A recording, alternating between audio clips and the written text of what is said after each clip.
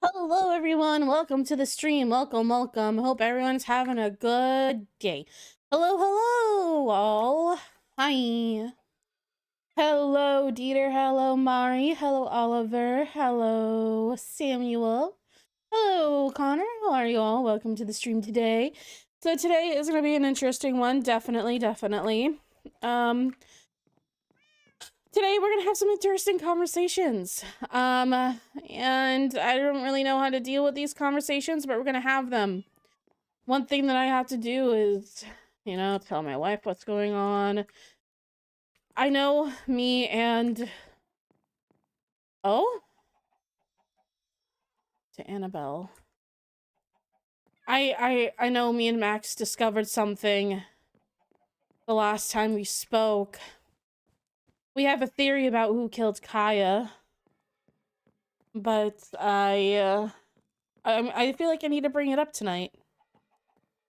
But I can't just pull something like that out on my wife and expect her to get angry with me again, so I'm just gonna tell her, what's going on. But first, I found this book in this briefcase. I mean, I guess I'll read it. Do you know who it is? I do. We have a theory on who it is. Thanks to Anthony. He just never knows how to keep his mouth shut, obviously, but we have a feeling we know who killed Kaya. So I have to talk to Carmen about that. But first, I found this book in here. I'm gonna read this first. Oop. Wait, before we do that, I must do something. I forgot to post my stream. It can't be Anthony, he's dead. No, Anthony gave us some information on the Day of the Dead, on All Hallows Eve. So yeah, that's gonna be something super duper interesting. Give me one moment here. I have to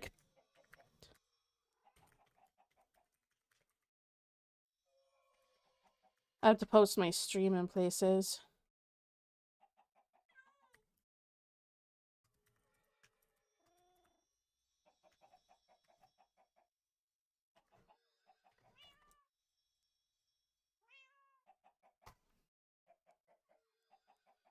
Sorry. I had to post. But okay. Let's just do this. Bark, bark, bark. Hello, big dog. Welcome to the stream. Okay, so this book, Dear Annabelle. As I sit down to write this, I can hardly believe that our time has come to an end once again. I've missed you more than words can say, and seeing you again was both a joy and bittersweet reminder of what we once had.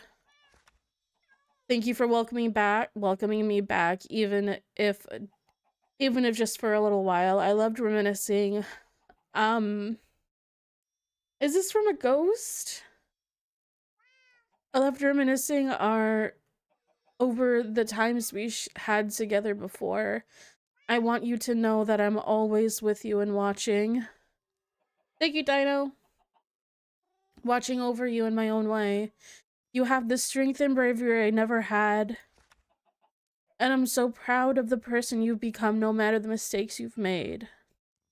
As I fade back into the shadows of the void, hold on to our memories. Talk to me when you need to. I'll always be listening. Remember, love knows no bounds. And though I may be a ghost, my love for you is real as ever. Until we meet again, my budding magnolia, take care of yourself and keep flourishing with all my heart, Anthony. Ghosts can write. I mean, I was punching them, so... Okay.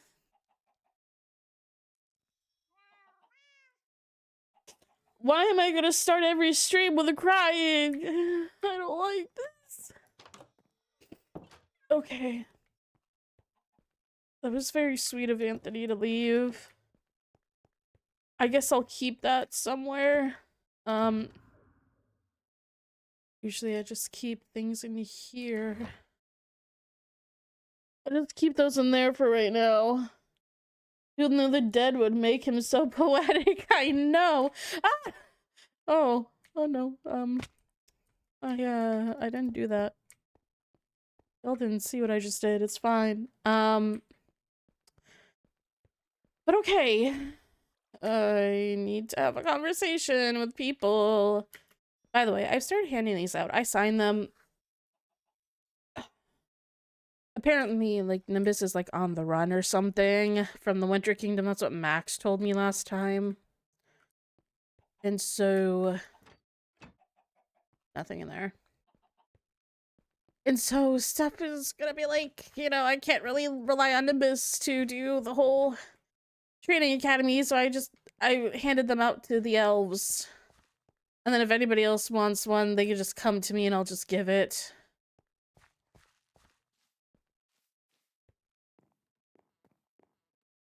Okay.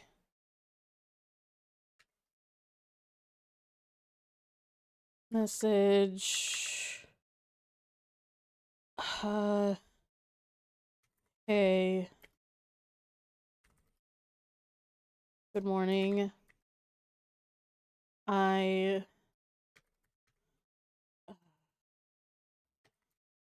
If you'd be able to talk soon about some info. Okay. We do have a merger meeting today as well, which I'm gonna try to get Pink to come with me to... But I need to talk to Carmen about this first, because I just don't want to pull this out in the middle of the meeting and her being like, you didn't tell me anything about this, and... I don't want that. I don't want that, you know... I don't want that type of responsibility. I kind of want to see if I can get a box meal, honestly. How much is it again? A box meal for?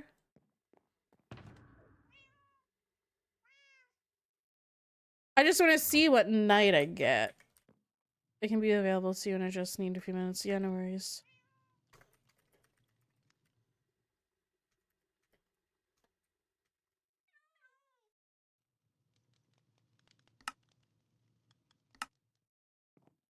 I just want to see. I'm not buying it for the food. I'm buying it for the toys that are inside. I want to see what I get. I got a giant lollipop. Nice. And what's in this one? I got a Moo Bloom cow plushie. Oh, that's so cute. Oh, shit. Well, I fucked that up. I think I have to rename it. I thought I could place it down. What happened to me being third in line to talk to? I got my stuff set up and I'm free. Oh, okay. Sorry. I can wait longer. There's just no one on right now for me to talk to. I could talk to Max, actually. It comes with an item frame, so I don't mess it up. Ugh, okay, whatever. You know what? If Carmen needs a couple of moments, she can take all the time she needs. I'm gonna see if Max can talk, actually. So let's see.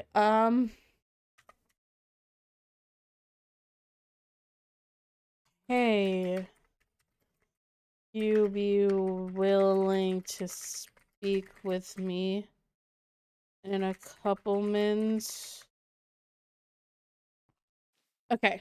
I'm gonna try and talk to Max and see what we're gonna do, and if I do what I want to do today at the... and if I do what I want to do today at the meeting, if Max will back me up on it.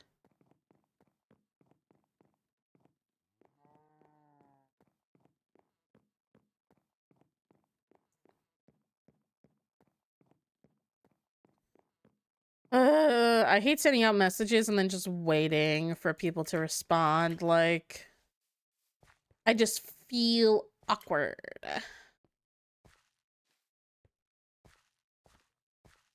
Let me go into the vault really quickly and see if I can rename that, because I messed it up. I did buy it, so I can do it.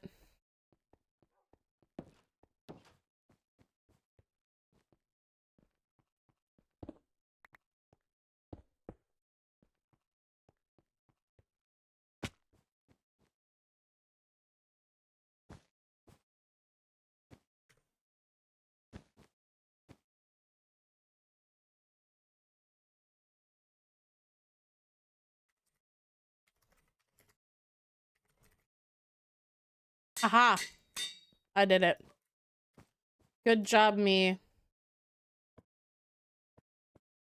That's how you're supposed to place it down. That's so cute, though. Look at that. It's so adorable. Okay.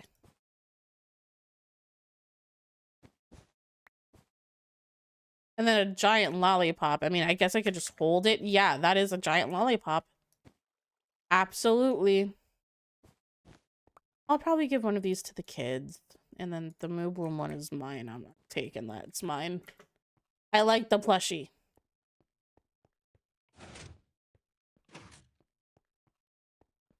Okay. Of course, where do you want to talk? Thank you, Max.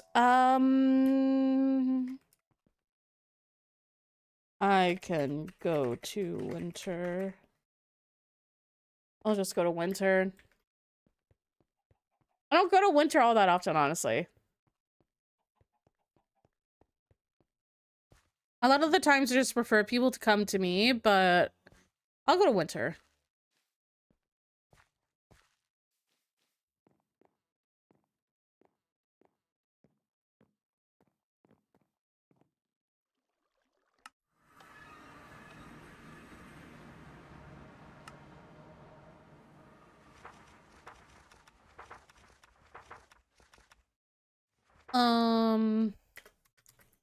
Anna 11:3 meeting. There you go. Did I get logged?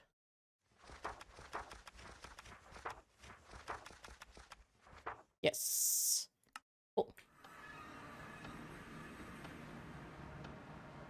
Oh, hello. Hello.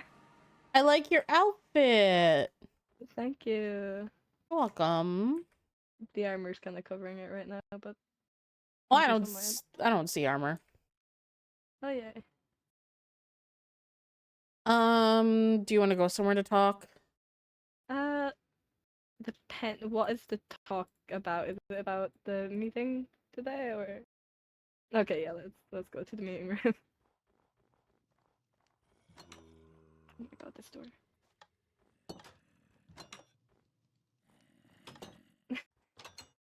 You have to right-click the door. Oh. Yeah. Okay. Oh, just to keep you updated, as my ally, Nimbus has been arrested and he is set to be executed. What? Yeah. Seriously? Yeah, he turned himself in. Nimbus. Yeah, I don't know why he done that. I would have been fine just looking for him. I could have turned a blind eye if he didn't confess. And it's like definitely execution. He committed treason against the Seraph. Mm. What? And he also and he spied on the Winter, so it's great. He should have just kept. He should have shut up. He shouldn't have said anything. Yeah, no, he really should not have said anything. I don't want to execute them both. I will not be doing that. I'll passing on to my knight. Oh, okay. I look. I have killed so many of my friends. I fear I cannot take another. Yeah. I have inadvertently killed people.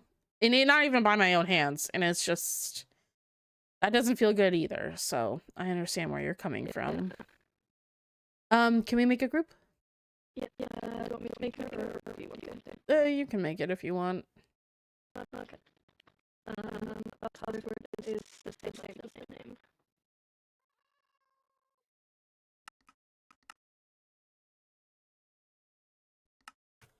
Okay. So, Yeah, what's going yeah. on? So today obviously we have the meeting about the merger, right? Mm-hmm. I don't know about you, but I already had my feelings on it even before Kano talked to me and everything like that. But there's one thing I didn't mention yesterday, just for pure shock of what, or the other day, what with what Anthony had told me. So you and me are on the same page. We both think Morgan did it, right? Yeah, absolutely. Quinn also picked up on it and also thinks Morgan done it without me having to tell him, so that's great. Okay. Because of Anthony. God. Yeah, no, great. I love my brother so much. Yeah. So there was one other thing that Kano told me, and he said, I don't think he told anybody else this, but if he said, I don't think I've told anybody else this, you're the only person who I'm telling this to, I highly doubt that. I think you just said that to make me feel better.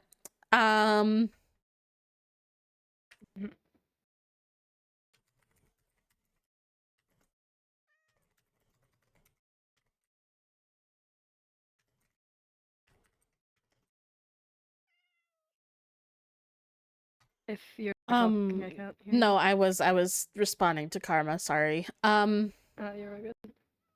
So Kano had told me that he doesn't remember, the memory is foggy for him, but he knows that at some point before Morgan came to me and Melody in the cell, because that's where, you know, that's where she appeared for the first time, in the cell with me and Melody, when I was telling Melody about Kano and when Kaya had died.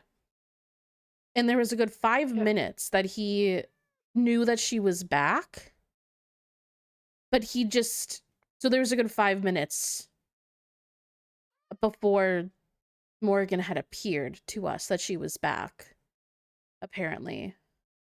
And he said that he thinks she was on a beach and he heard her laughing. Like extremely, I don't want to say manically laughing, but just extremely like joyful laughter. And he doesn't know why. And he doesn't know why she was there. But he heard just laughter. Pure, overjoyed laughter. Do you know if he mentioned if it was, like, if the beach was surrounded by any form of trees, like jungle trees? He just said a beach. I don't know. He said that the memory is blurry. But she was on a beach laughing a lot. And then I don't know I don't remember how he described the laughing, but he said like, I don't know if it was overjoyed laughing, if it was like happy laughter, or if it was like maniacal laughter. This definitely doesn't help the suspicions that Morgan killed Kaya. Kaya, if I remember correctly, was hiding out near a beach. Oh. I can't. I see. The last place I knew she was in a jungle biome, and I know there was beaches around it. I don't know if that's solid evidence that Morgan done something, but it's concerning. It is. It is really concerning. So the next thing that I want to talk to you about is I wanted to give you that information because Kano had told me that. And it just goes to further provide that if Morgan did kill Kaya, it may have been, it could have, killing Kaya may have brought her joy. And from the story that I know with Marina, she also found joy in torturing Marina.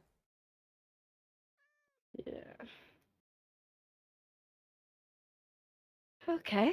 And the merger meeting is today. I don't know if I want to bend the knee to somebody who takes joy in that.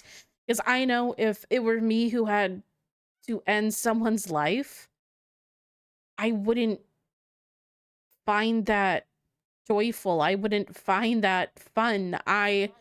Even like the thought of me having to execute Kaya myself and ordering an execution on someone, I would do it myself because I'm the one who ordered it, and I don't believe if I order an execution, I don't have the right to be ordering an execution if I'm not willing to be the one to do it myself. Because that means I would be taking away a life. And in the Elven Kingdom, life is sacred. Yeah, as someone who has took a few lives, it's not a fun experience at all. So I can't imagine anyone finding any form of joy in it. Or at least no sane person finding joy in it. I want to confront that today.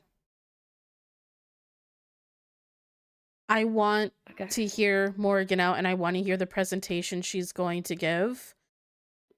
But I also, I want to question things. I want to question some things, whether it be new things that she brings up to us in the meeting today, or whether it be this specific situation.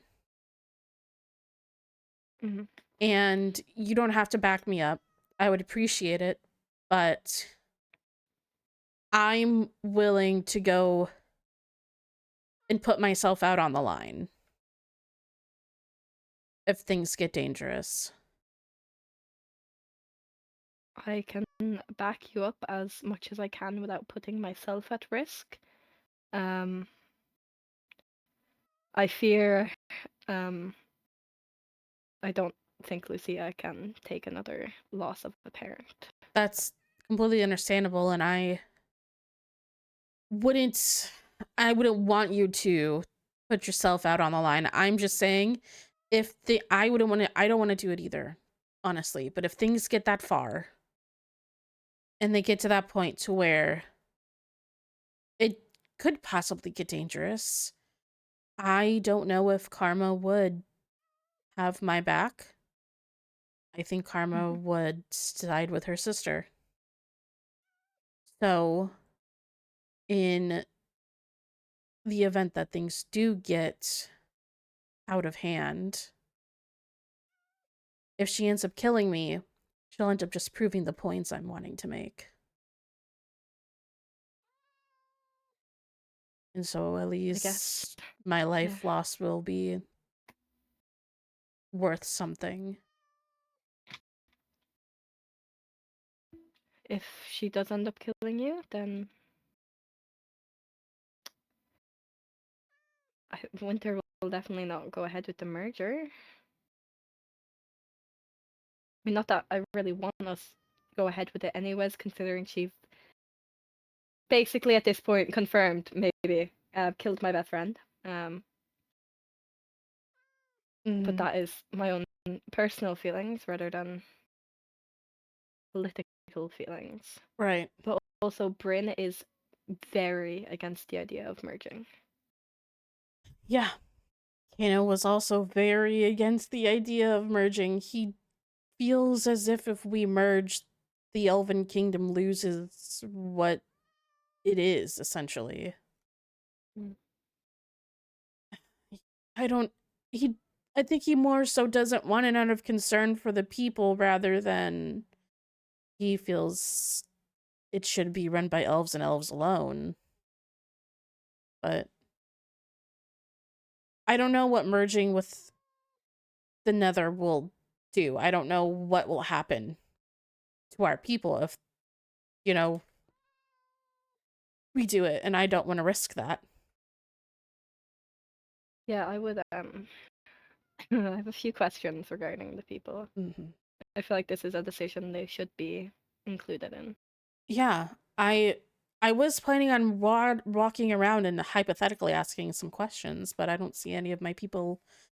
I don't think any of my people are awake right now. The kingdom was very quiet when I woke up. So They might get on later.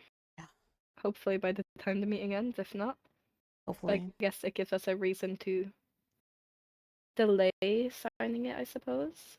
Yeah. Just be like, oh well, we want to ask the opinions of the people because it's as much as we can say that we are the royals. Without people in the kingdom, we wouldn't be royals. Exactly. But okay. That's everything I wanted to ask you about, but I appreciate you saying that you will back me up. Of course. My husband mightn't be too happy if I die, but I I don't know. He's quite close with an immortal. Yeah. As much as I don't like her, I don't see her standing by. Yeah. But I know Kano did say that we may not have the power, but we may have numbers. So if we can rally people against, then maybe. But I don't know. But now I have to go speak with my wife. Good luck. Yeah, no, it's going to be a really fun and great conversation that I'm going to have with her. But okay. Bye-bye. Okay.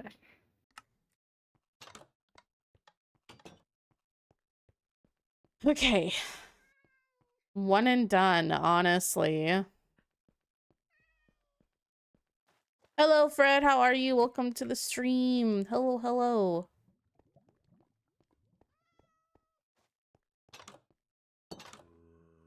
That's so weird that you have to write. That's so weird. I'm gonna go to here. Message. Karma. Hey, I'm heading to the lab now. Or do you wanna meet at the castle? I spelled heading wrong. I don't care.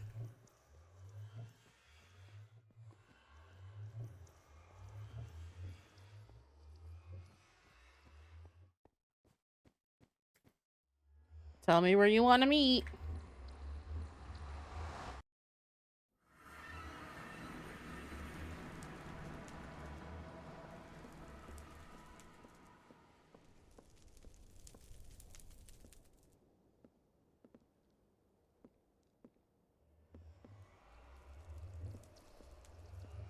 Where do you want to meet? So the Netherians aren't the only illiterate ones. Listen.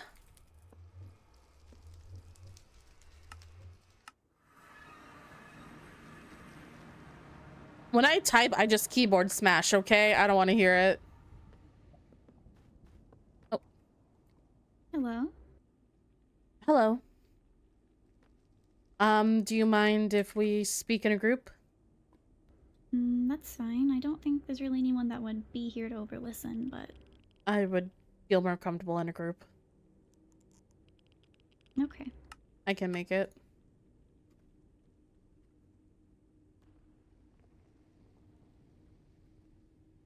One, two, three, four.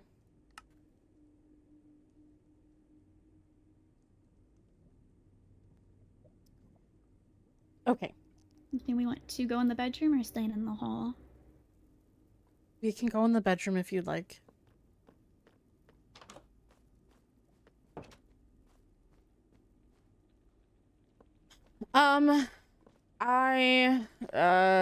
Sit. Okay. This never goes well.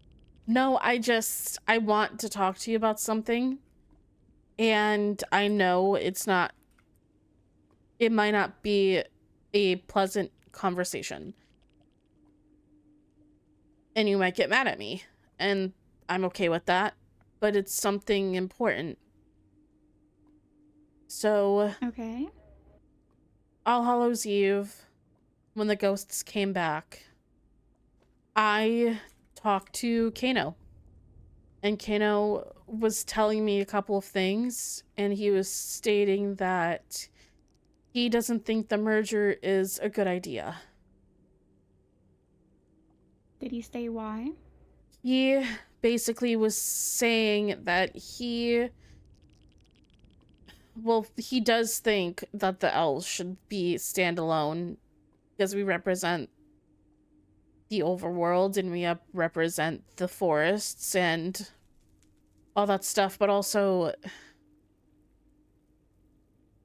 it was more to be concerned with the people of the Elven Kingdom and more concerned with what may happen if we go through with the merger and concern with Morgan.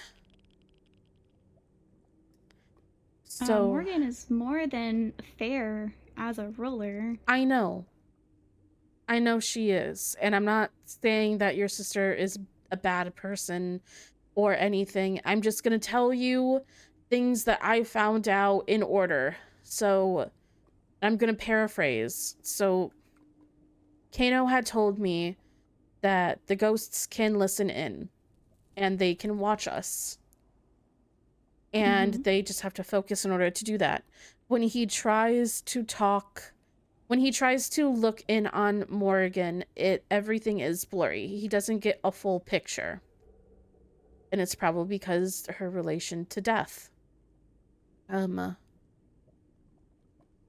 So he said that he didn't get this full picture, but he said that there was 5 minutes before that she was here, around still, like back, before she appeared to me and Melody in the cell.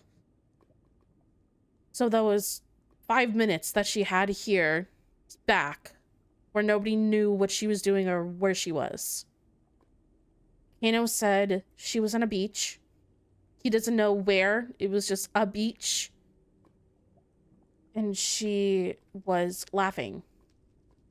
And it was laughing in a sense of... I don't want to keep using the word maniacal, but I don't know how else to describe it. She was laughing as if she was overjoyed by something.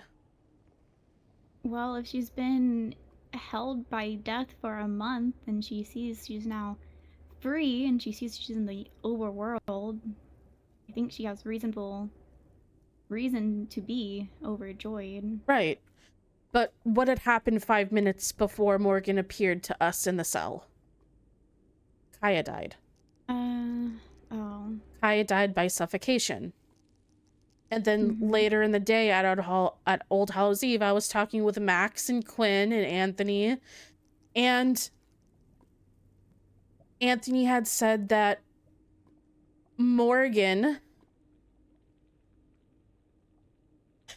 he said that Morgan can suffocate people in walls. So you're accusing her of murder? Anthony showed me the power himself, because the ghosts can do it too. He picked me up and he phased through the floor, and I could feel the breath leave my lungs, and I was suffocating. Of course, he didn't actually kill me by doing that, but he showed me that it was possible.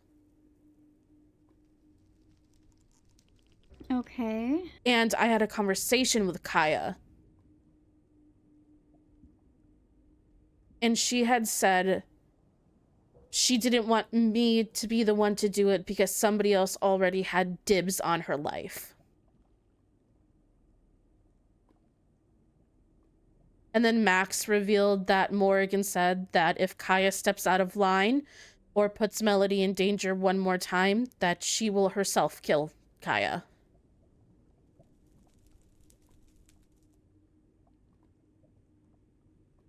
I can understand being upset about that, but if Morgan did kill Kaya, she had an execution hanging over her head anyways. And I know she did. she endangered the future High Lady Consort of the Nether. I know. So it's not favorable, but if she did it, I can see why. I know, but... And I'm saying this as someone who argued for Kaya's life, because I felt if Kaya went to trial under your laws, she would have been proved innocent, or not been sentenced to death. I know. I just... Then why would she hide it? If she Melody cares for Kaya. Yes, I care for Kaya. Kaya was my friend. And I didn't want her dead. I didn't want the execution, and I couldn't lift the execution notice because Marina was holding it over my head saying that she wanted Kaya dead. And if I lifted it, then Marina would attack Elven. So I couldn't do anything. Your hands were tied, but at least this way, and you don't have Kaya's blood on your hands. But I do. Because I ordered the execution in the first place.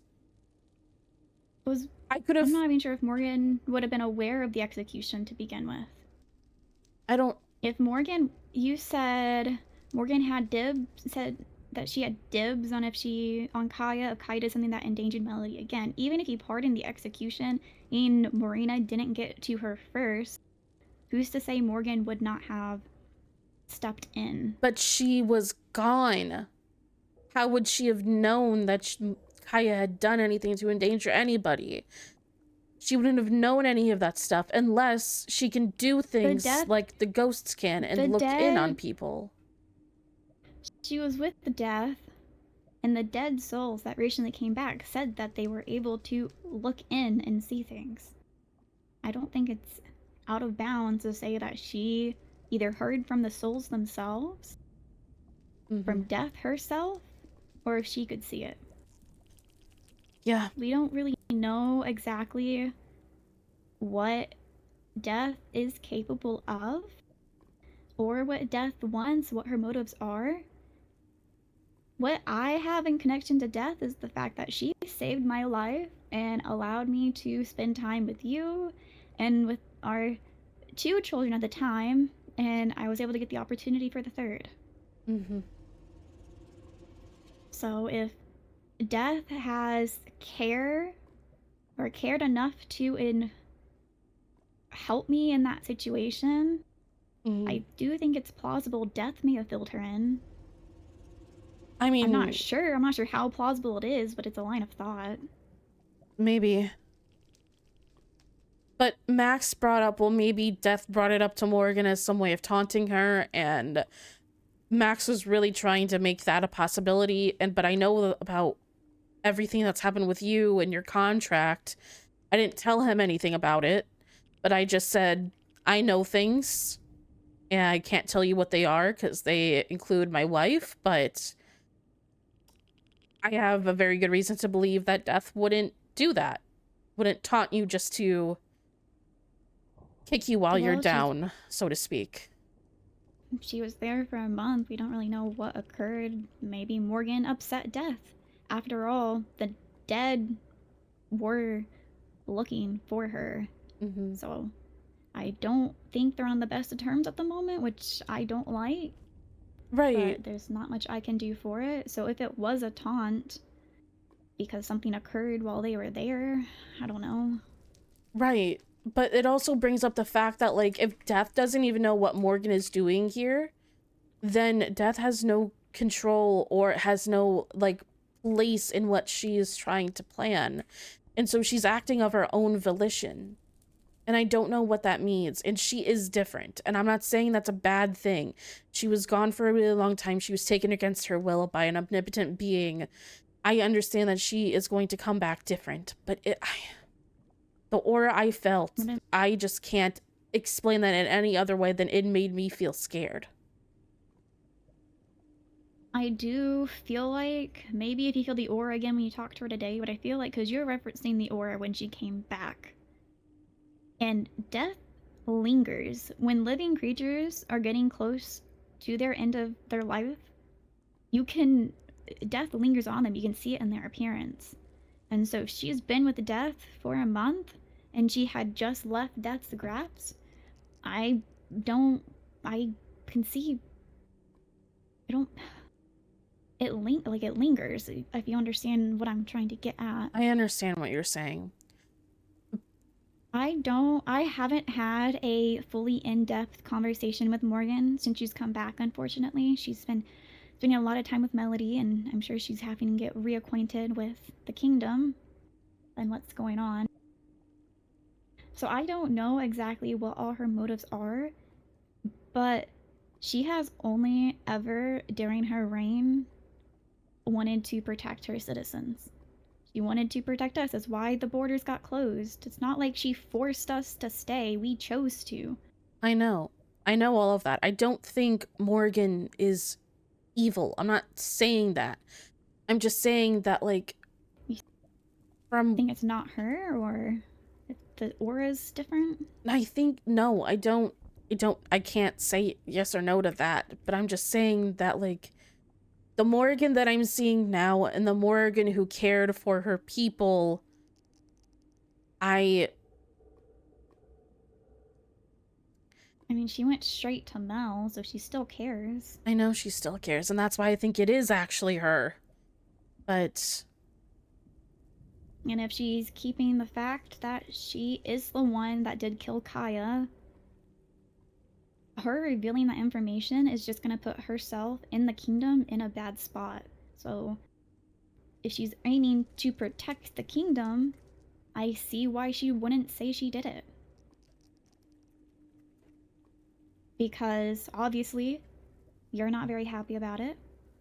Prince Max would not be very happy about it. And many of the knights of other kingdoms are very good friends with Kaya and would not be happy about it. So if she publicly declares, yes, I killed Kaya, even if she states good reasons for why she would have done it, that's not going to get rid of the malice people would feel towards her. And in turn, would put her kingdom and the citizens who live there in danger. Mm-hmm. Like I said, I haven't spoken to her. I don't know her reasons. I am just trying to pin pieces together until I get the chance to speak with her more in depth. Kano did come speak with me as well. It was after I had retired. I heard Fang barge into the lab yelling for where I was. And he had brought Kano to talk to me. Mm-hmm.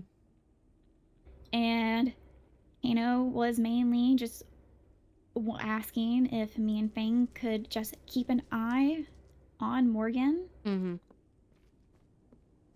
And I guess kind of make sure that she's still being motivated for the correct reasons. Right. Yeah. I just also feel like, I don't know, the first thing that she brings up when she comes back from death is a merger of the kingdoms as well. I don't know. If she had information when she came back, I wasn't suggesting a merger, but what I was suggesting pretty much was one. So if she had information on the current political stance of Marina threatening your kingdom, you being down 2 important positions in your kingdom, the Knight and Advisor, the merger would not only to work to protect your kingdom and your land, it protects the Nether as well. And if we have a coalition and all 3 Winter joins in 2 and the other kingdoms join in 2, overall, being under one set of laws, it would make things safer. Yeah, it would make things safer, but it could also say a whole bunch of different... I'm bringing all of this up at the meeting. I'm confronting at the meeting. I I'm gonna listen to what she has to say, and then I'm gonna start asking a lot of questions. I don't know, Karma. You are justified in asking questions. Signing a merger is a very big deal. It is not something to take lightly. It is something you should think over thoroughly. You should see exactly what benefits your people will gain from it. You need to see what consequences may come about it. So, any questions and concerns you have, voice them. I definitely because will. You need to get answers, and it's not a decision you should make lightly. I expect both you and Prince Max to come and listen to the proposal and have many things and concerns to bring about. Yeah. Because you are putting, if you do agree to the merge, you're putting your kingdom's lives in the hands of Morgan, and you should vet to ensure that her intentions are ones that would benefit you. Mm-hmm. I won't be mad at you for critiquing her and combating her opinions, because that's what, honestly, this meeting is about. It is to talk about the potentials of the merge and to get conditions and everything in place. Right. I mean, I'm just scared that if I say something or confront her about this specific thing, that I could be put at risk. I don't envision her trying to kill you, to be frank. With the situation of Kaya, if she did do it, Kaya put Melody in danger. If the Seraphs were ones to actually follow their laws and punishments, Kaya and Melody, I believe, according to their laws, would have been executed. It is by pure fortune that you and Kano were able to avoid that for the both of them. Their laws don't say execution. They say punishment will be executed. But I have a copy of their laws if you want to look at it, but... Most spying and espionage and stealing from the castle tends to result in execution. To be fair. Yeah. But... When Kaya kidnapped you those years ago, I wanted to kill her. Because she put the one I loved in danger, and you very well could have died. It could have been you that the Lord Keeper selected. So, Kaya putting Melody in mortal danger that could have cost Melody's her life, it may not have been a completely rational decision on Morgan's part, but if someone did something to you of that sort, I would also consider killing them. Yeah. You may not like the fact that that's the direction I would go, but if someone is a threat to what I care about, it's better to remove them from the equation than to allow them to continue to be a threat or to potentially become a threat in the future again. I understand that. The only reason why I didn't follow through with my laws 5 years ago was because of Melody. And that might be why Morgan didn't want to tell Melody what she did if she did it. Right. Because Melody cares. Melody cares a lot. If she didn't have such a big heart, I don't think she would be able to have ran the school with all the children who, to be frank, I love them dearly, are menaces. I could not do that. You have to have a lot of compassion in your heart to wrangle that many children together and try to guide them. Right. Yeah, I get that. But, okay. I want to bring Pink to the meeting, so I have to go grab her. But I just wanted to let you know about all of this and that this is what I will be bringing up at the meeting. I didn't want to blindside you with any of this information, so I wanted to let you know. Okay, beforehand. Do you have fire-resistant potions? No. Also, you can give this to one of our kids. I'll put it in here for now. I got this one, and it's a Moo Bloom. It's so cute. It's a Moo Bloom cow plushie. Don't actually place it. Don't place it on the ground. So But yeah. Oh, is this in the lollipop? Oh, interesting. Did they release a new line of toys? They did. I wanted to get, they have a new night line. And I was trying to get Kaya. They have Lucario as a little plushie. Oh, that's interesting. I haven't gone there recently. Maybe. Yeah. I know I want to show Dahlia the clinic I made. I have the book that you brought back from the old Elven to give her still. So maybe I can take her there whenever. Yeah. She's not studying. Go fetch your knight captain. I am going to go ahead and head to the castle. Yeah. We're supposed to be meeting up for the meeting in a couple of minutes, so I'm just gonna go get her really quickly, give her like bullet points and stuff like that. Yeah, give her a rundown. Does she want to be completely lost on the situation? Well, she was involved in one of the merge conversations. She was standing around, was she not? Well, yes, she was, but I also need to give her like this new information too. So. Oh, okay, yes. Yeah. You do that. I will go to the Nether Keep and inform Morgan that you are just updating Pink on some things, and then you'll be over. Yeah.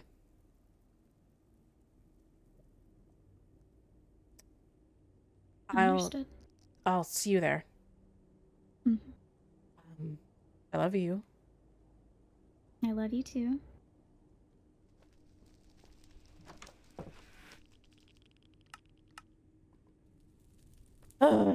Okay, I have to go and get Pink.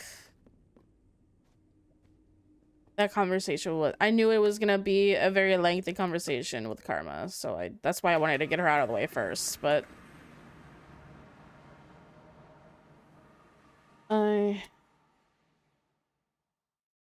Elven Stone. We're just gonna wait for Pink here.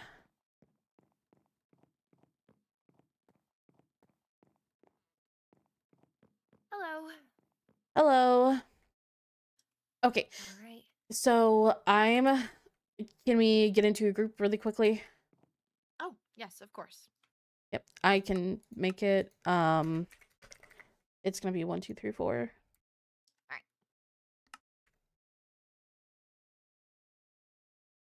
Okay, so we have a merger meeting like right now. And I was just speaking with Karma, and I thought you would want to be in attendance for this, since you were giving like a little bit of information.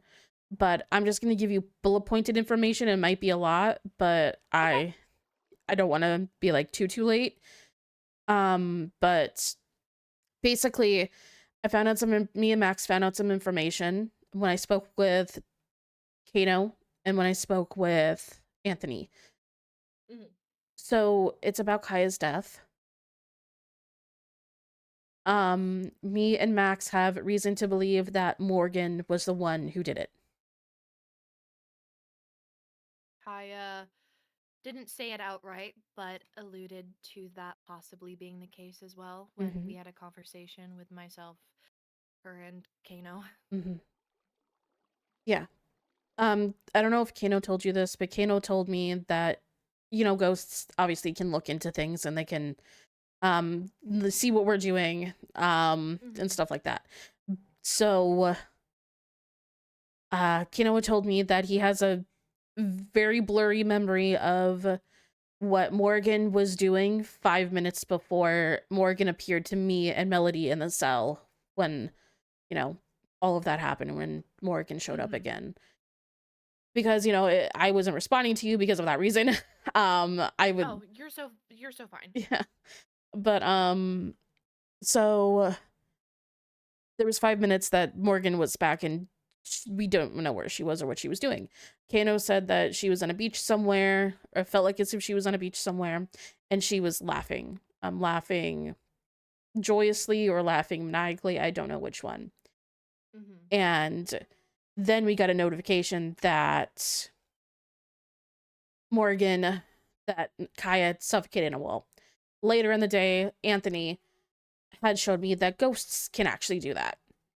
And he picked me up and he phased through the floor and I was suffocating. Obviously, he didn't kill me.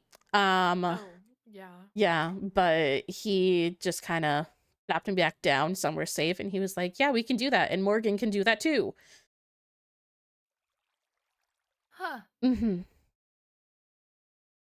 Okay. Oh, okay. I'm on track. I'm up to speed. I get it. Mm-hmm. And I know it seems as if I was all gung-ho for the merger, but honestly, she gives me... You remember when we saw my mother in the throne room? Mm-hmm.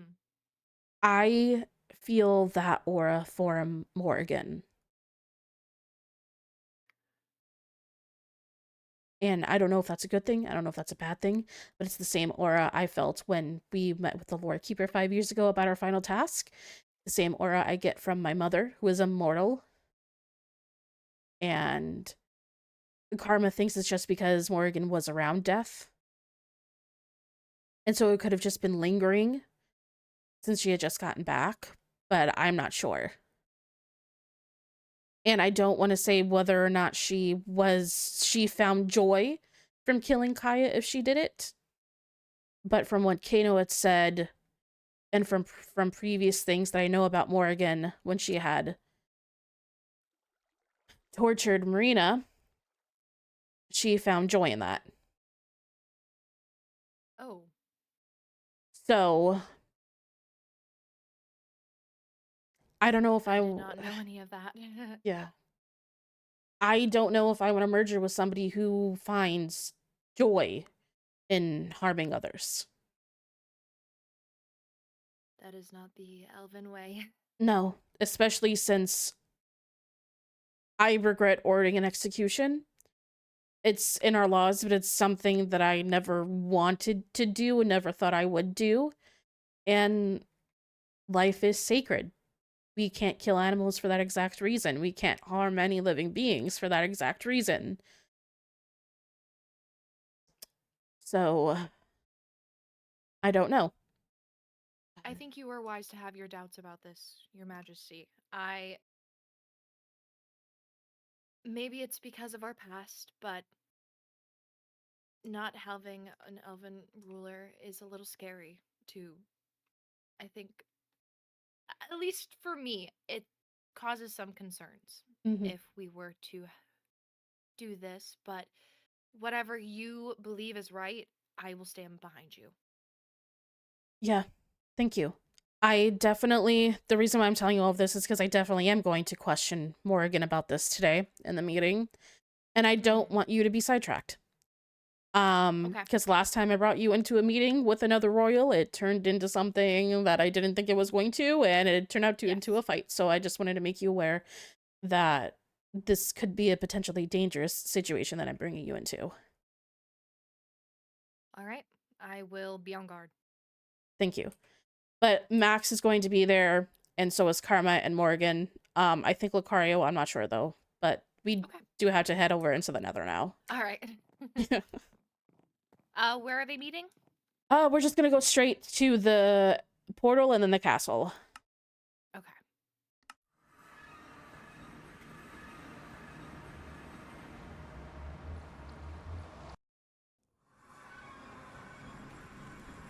I'm gonna go ahead and also leave the group. Okay.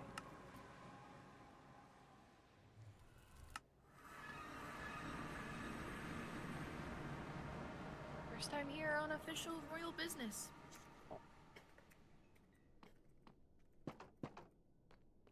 Yeah. I've been here a couple times. I got it for you.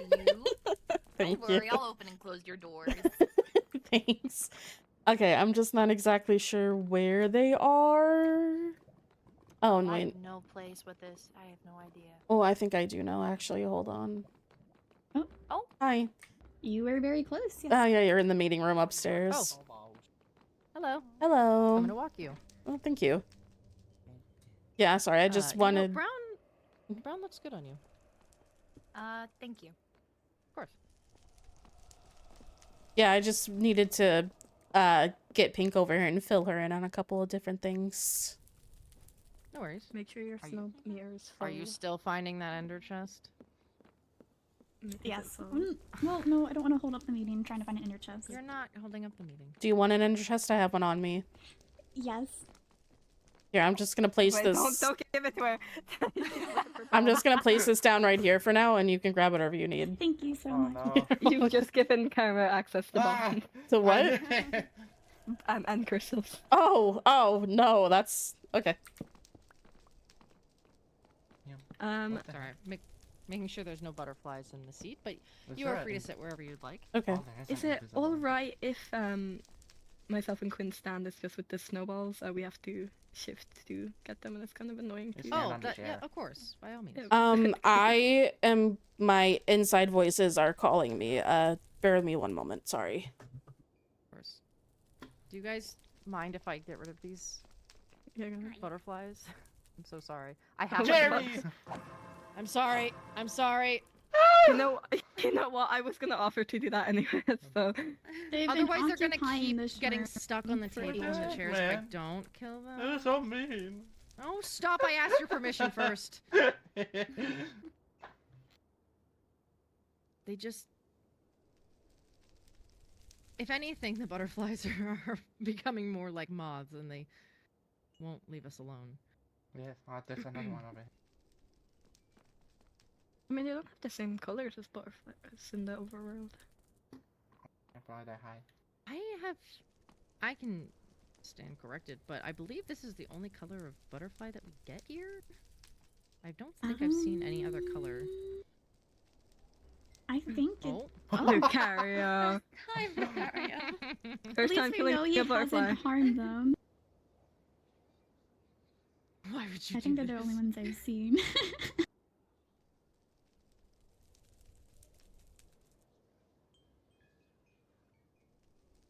They said a mean word to me.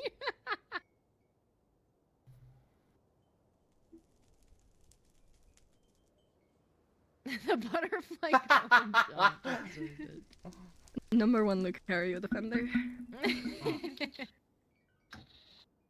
Well, I appreciate it. That's bestie. Nobody. I could name a few people that did.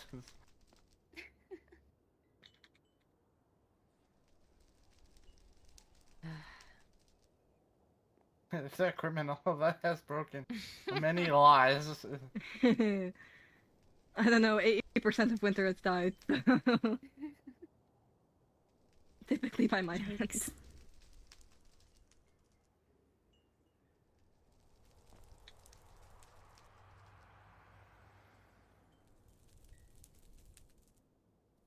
I might make us a group just in case kids are around and running about. Let me make that quickly.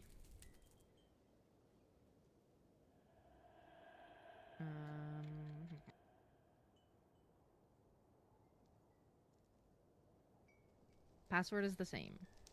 Okay.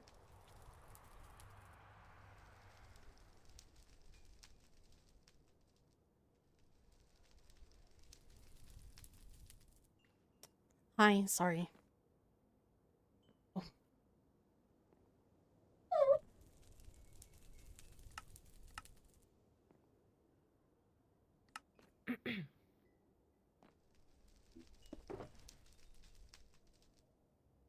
Captain Pink, you are more than welcome to sit if you would like. I can get Lucario to sit next to me.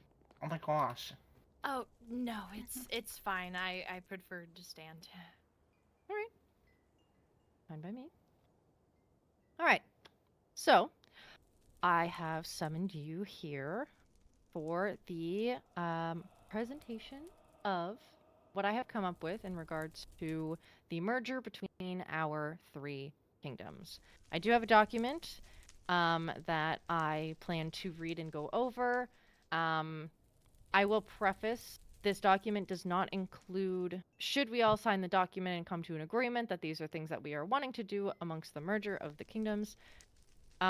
If we wish to discuss laws for the entirety of the realm and our kingdoms,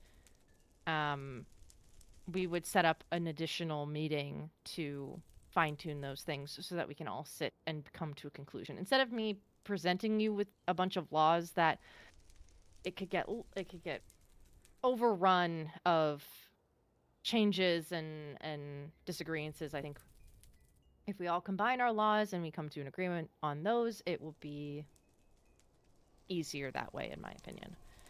And then we can start from scratch, essentially. We can create whatever unanimous kingdom we want to create. So, I will go through the document. Let me actually... If we like, I can provide a visual aid. I do like visual aids.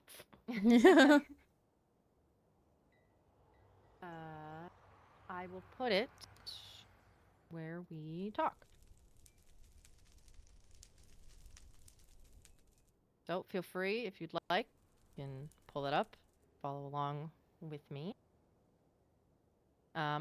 Just because books are hard to come by with leather and animals and all that, so I have one document that I'd be willing to copy once we, if we sign this document, then we can copy it and we can all have copies. So, I have the Elven, Netherian, and Winter merger documentation, dated November 1005. Disclaimer at the beginning, the following document hereby states the merging of 3 kingdoms with the openness of expansion to be held under one crown.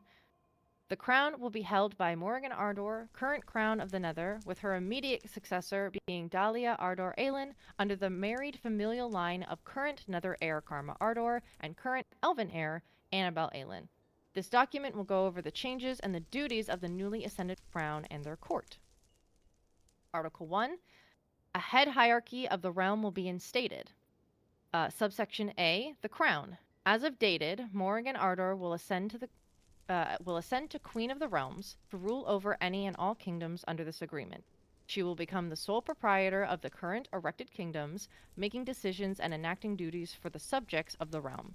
She will become sole holder of the throne till her dying days, where a new queen will be crowned in her stead, following the line of succession stated in this document, listed and discussed in Article 1, subsection B, 4. Article 2, subsection B, the Crown's Court. Firstly, we have a council of men and women will be created under the following... Sorry. A council of men and women will be created under the follow the word of the Crown, listed and discussed in Article 2, subsection A. 2. The new Crown's current Netherian advisor will be given the title of the Queen's Hand. He shall still hold the title of General Commander, and with the assistance of the Lord and Ladies of their respective region, command the Queen's army of knights, listed and discussed in Article 2, subsection B. 3. Any current and future spouse to the Crown will hold the title of Consort. They will hold similar power to the Queen's Hand and become a member of the Council, to assist in the ruling and decision-making for the realm.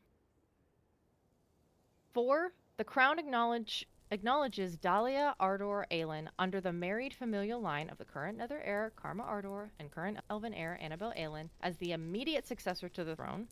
Following Dahlia's ascension to the throne, future heirs will be determined based on birthright. Does anyone have any questions about Article 1? Would the heirs just be those of Netherian origin, or? Mm-mm. It would be birthright, so it would go through marital. So I am appointing Dahlia my first successor. Whoever she marries, their child will then become the next successor. So if she marries a Winter and their child becomes Winter or becomes Elven, either way they will be entitled to the throne. And if she isn't married, how does the lineage follow then? Will it go to their other children, or? That is something that we can add. If there is a clause that we want to vote in a princess or heir, we can do that. I don't see why Dahlia wouldn't marry. I will but just in case. I will say that when I became a princess, I made it I understood that getting married, having heirs was something that I needed to do in order to protect the line of succession within my kingdom. Dahlia is very studied on elven life and elven ways. I believe when the time comes, she will also understand that that is something that she will need to do, but she is 4 right now. Not a conversation I'm having with her right now. And it will not be arranged marriage. She may marry for love and have her successors out of love. Period. I do think. Sorry. Yes, queen. I think a clause should still be added, because even if Dahlia does marry and have children, there's no guarantee her children would follow that same path. So having a clause in place would benefit the future. All right. Do we want to have it be that the current holder of the crown be the one to appoint the new heir? So if Dahlia is to be queen and she does not marry and does not produce an heir, then she would then need to entrust the kingdom to the next person that she deems and that the council deems to be a good fit. I mean, yes, usually that line would go down through, you know, princess, heir, advisor, knight captain. That's how we did it in Elven. We could do it either that way, so the advisor would uptake that, and then they would become the new royal family, so to say, and be passed down through their lineage, or they could, or if we want, we could say that they would need to be appointed by any of the leading council member families, if that makes sense. I suggest it would then pass to one of the lords or ladies of the regions. Of the council? Yeah, so that's what I was trying to say, basically. Yeah. So it still stays within, like, the royalty succession line, if that makes sense. Even though, like, we're all not related, obviously, it still stays somewhat. It comes... The hierarchy of, of the courts. Basically, yes. Of the court. Okay. I can definitely add that under this. All right. If there's no other questions, I'll move on to Article 2. Article 2, subsection A, a new council of leaders, that's what the name of it would be, council of leaders, will be created for all kingdoms that choose to accept this agreement. The crown will be the head of this council. This council will consist of independent kingdom presiders chosen by the crown, who will make most decisions on behalf of the crown with their respective kingdoms of designation. Should the subjects have any qualms with the elected council member, the crown shall take it into consideration when electing. This council will gather and discuss the happenings of their designated kingdoms and bring their reports to the crown, who will have the final say in any circumstances at will. Upon agreeing to this document, Prince Maxwell Winter and Princess Annabelle Aylin will relinquish royalty to the new crown and, if they so choose to, become a part of this council to assist in leading the realm. Any questions there? So we would be demoted down to lord and ladyship, basically? You would be the lords and ladies, yes, of your kingdom. You would still reside over the kingdom that you have. Your people would go to you about things. You would report to myself or Fang. But it would still be, like, us making decisions for our people. Like, not everything needs to go through you or Fang, correct? Like, you would understand that we have our own judgments and our own way of doing things. And our own way of, like, dealing with specific situations. Yes. Within this document, which can be amended, it would be, however, that you would be making these decisions based on the New the word I'm law. looking for. The new law, like the new law, yes. The new law, and like with the interest of the crown and the council. Okay.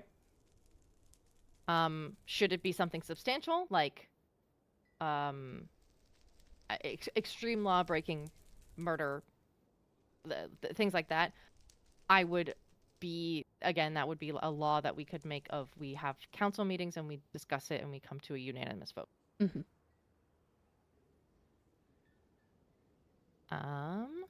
Continuing on to Article 2, subsection B.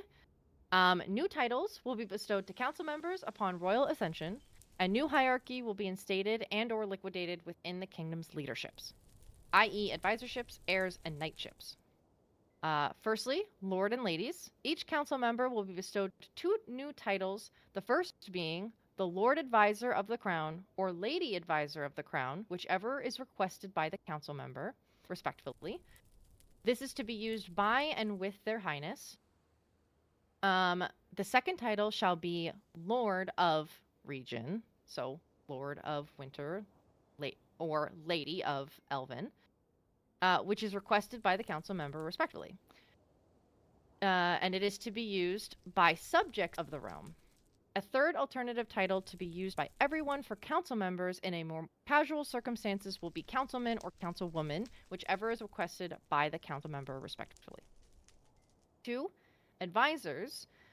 Advisors will be henceforth referred to as chancellors. Each council member is entitled to a chancellor, which they may keep to be the same as the current standings or have newly instated. Should a new chancellor be instated or need to be instated, the decision must be run by the crown for approval. A chancellor will only serve as advisor regarding local matters within their own region to their lord or lady and will not have any other responsibilities. 3. Heirs. Kingdoms under the crown will no longer have heirs for their region. With the combining of kingdoms, only one heir shall be the successor to the throne. Should the heir not be able to ascend the throne, the queen consort will rule alongside the council until the heir is ready to fulfill their enacted duty. I had this in case of if I were to pass before Dahlia was able to ascend. 4. Knightship. No changes to knightship in regards to current stations. However, knight captains will now first report to the Queen's Hand, General Commander Fang. Should they be unable to inform him or he is unable to provide guidance under the word of the crown, they shall report to their respected lord or lady. Should any station of knight be called upon by the crown or by the general commander, their primary duty is to enact the word of their highness. That is Article 2. Any questions? So basically, our knights would we still be able to command our knights in a way that we see fit other than having to go through you? Like, if we need them to make an arrest, they can go ahead and make that arrest without running it by you first. If they need to do something like, I don't know, what else do you guys do? I'm not a knight. Roll.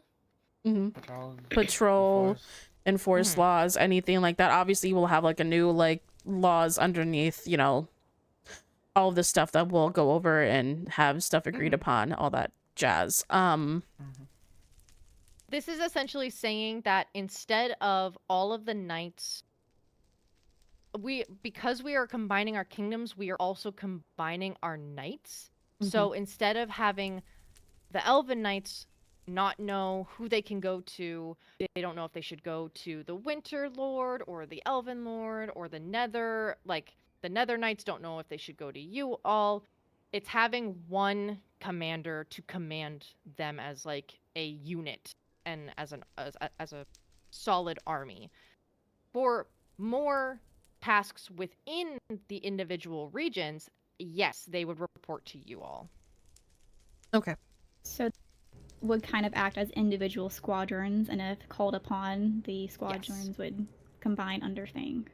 Yes. And if it's something extremely major, like murder or things like that, then it would go like Fang would need to be the person to be informed first, so that I am aware as soon as possible. Mm-hmm. As he would still be my right-hand man. Okay, so let's say that we, under this, like, new guys, we have to go ahead, someone in Elven murder someone else. We have to go ahead, we make that arrest first, then we inform you of the arrest. Yes. Okay.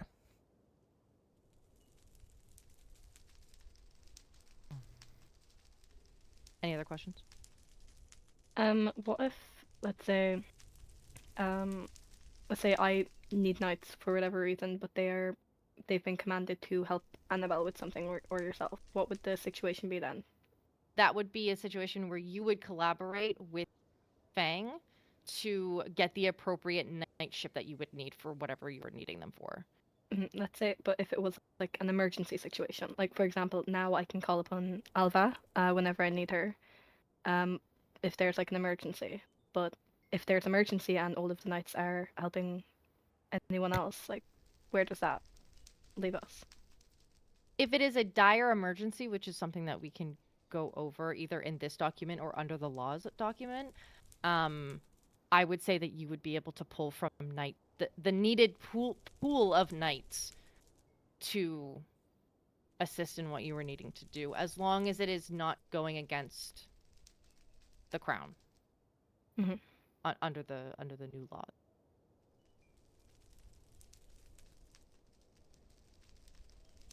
Obviously, I am here and I am trusting you both. But as an example, should you be creating a secret army to overthrow me or something like that, then no, you cannot steal knights from the Nether or from the Elven Kingdom to help your cause, essentially. I don't think Lucario would help me if I was doing that, so...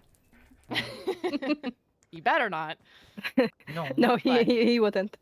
But along those lines, the knights, essentially, how I am envisioning it, is they will become, like I said, one unit.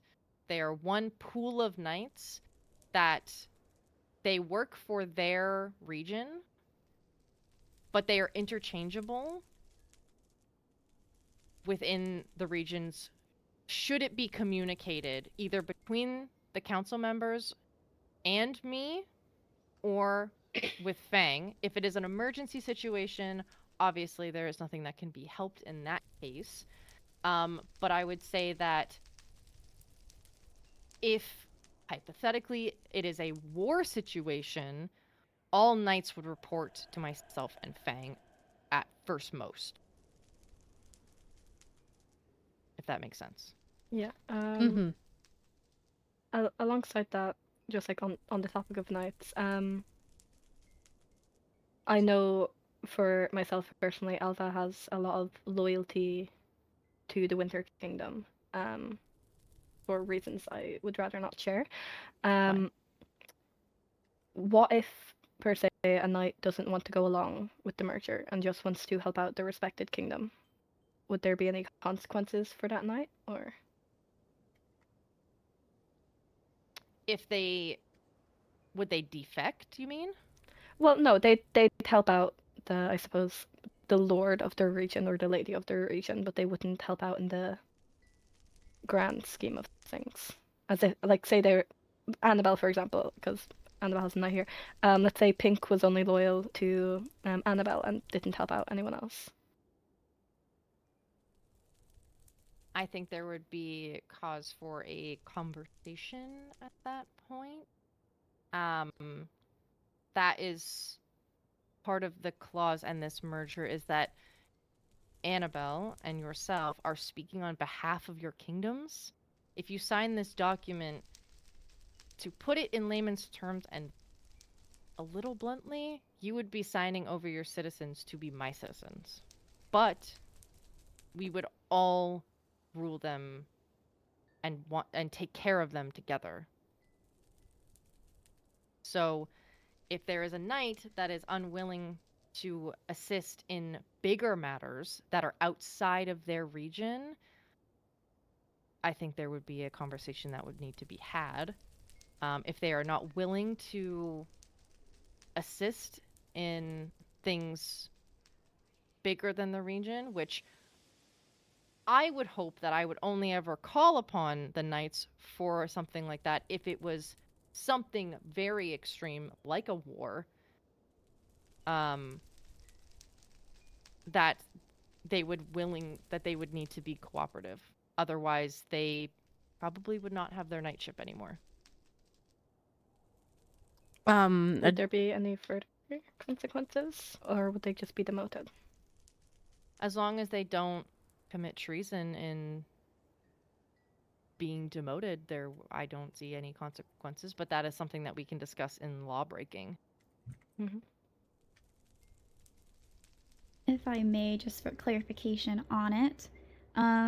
So, should there be an emergency, say in Prince Max's region, and say Alba isn't available, if it's emergency, would he be able to call upon a different knight from one of the other regions to aid him? Of course. Just as an additional question, let's say that there is an active war happening. Let's say we open up borders for the Nether. People are able to come and go as they please. Nether is being attacked and Elven is being attacked at the same time. Would my knights have more of a duty to go in to protect you and your family over than protecting me and mine, even though I am the one that leads them? So my life versus your life, who would be more important in this situation? Me and my children's, or you and your families?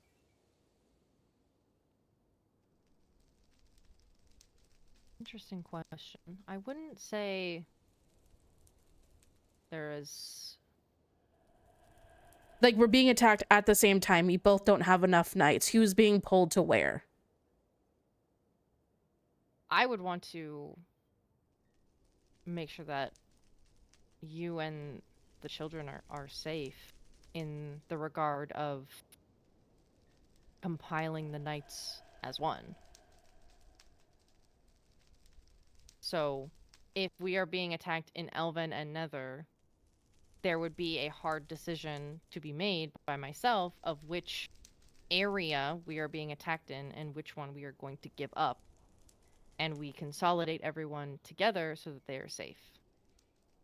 So if the Elven keep and the Nether keep were being attacked, there would be a decision need to be made on whether the Elven keep stands or the Netherian keep stands. Hypothetically, if it's the Elven keep that we give up, I would have you and the children come here, have all of your knights come here, so we have a stronger front. Right, but if we're being under active siege, how are we supposed to escape without duty of our knights? You would have access to your knights to protect you.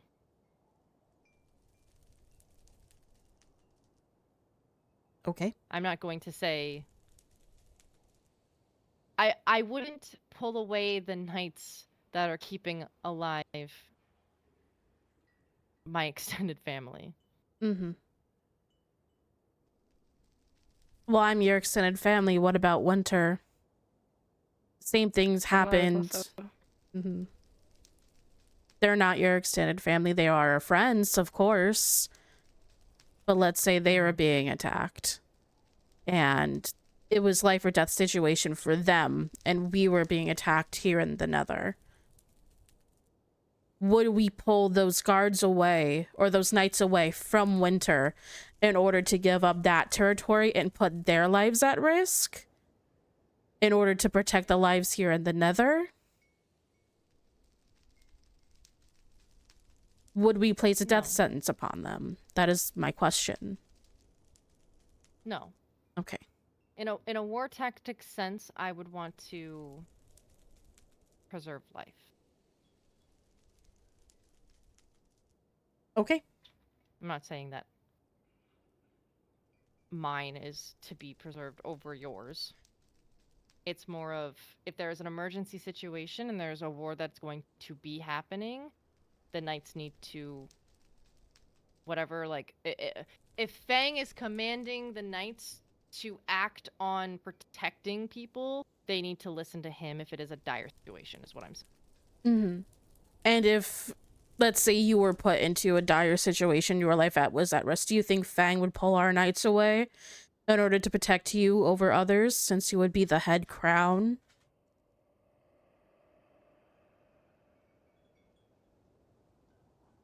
Would he make that decision purely on strategic military training and what he knows out of the best from being general commander, or would he make that decision emotionally in fear of your life being at risk?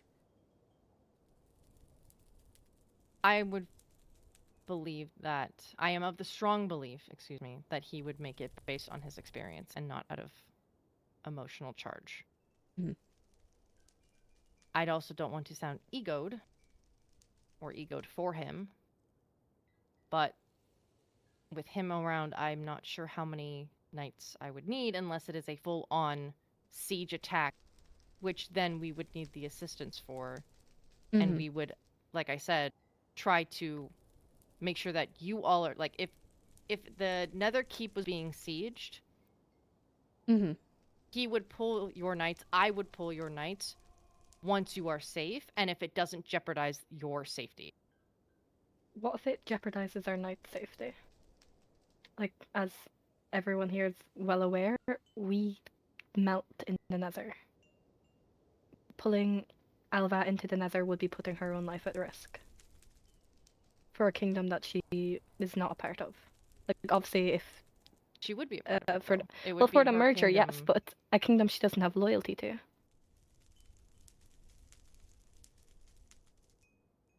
I think that's the question that we were discussing earlier, is that she would need to know where her loyalty lies in that sense. I'm aware of where her loyalties lie, and I do think that she is smart enough to do what is best for the kingdom. But at the same time, if she is to come into the Nether, and let's say that the Nether is under attack, and obviously even without the merger as allies, we would do our best to help you. Having her in the Nether is practically a death sentence for her. Which would then leave me without a knight. Is she more susceptible to heat in that regard? Or you mean in the case that she's not prepared to enter the Nether? In the case where she's not prepared, or she's going to be here for a prolonged period of time. Like, even now, myself and Quinn, like, we've had to go through quite a bit of snowballs just for the meeting. And when you were kidnapped, I started melting here in front of Lady Karma and Princess Annabelle. And it's not an enjoyable experience. Is there any way that you can make sure that there's, I guess, supplies for winter nights? Yes, that is definitely something that I can provide. We have a barracks at the front of the keep, and we can also set up one in a more secret location as well that they can have access to. Should they need to hop over to that location, quickly prepare themselves, and then come assist. I will say, on a more blunt note, from even before the merger, and Lucario can attest to this, I'm sure your knights can attest to you, and Annabelle's knights can attest to Annabelle, it is a knight's duty to protect their lords, their ladies, their princesses, their heirs, their people. They sign up to put their lives on the line, protect the people that protect them in different ways. But would that be protecting my knights? Because obviously, yes, you can.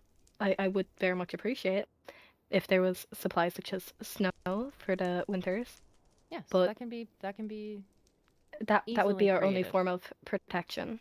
Like, as you know, the Nether is full of lava. We'd need other ways of not dying to lava. I have fallen into lava a handful of times, and like, as an ex-knight captain, I am fully aware I would have laid down my life to protect my previous princesses and prince.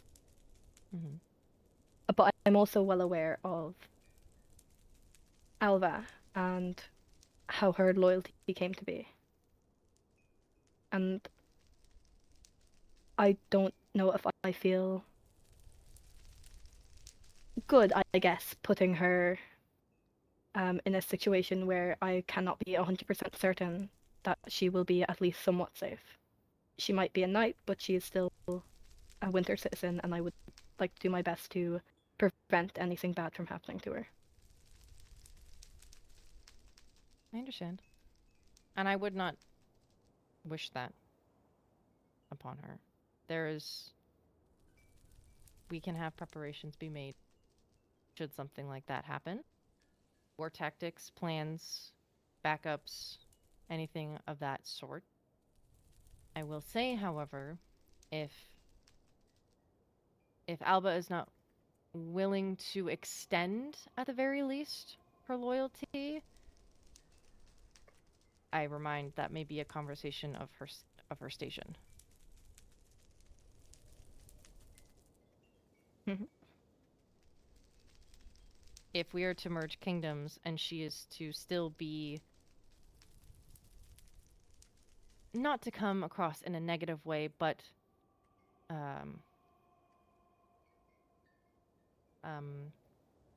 prejudice towards other kingdoms because they are not you or they are not winter, I may be inclined that she not be knight.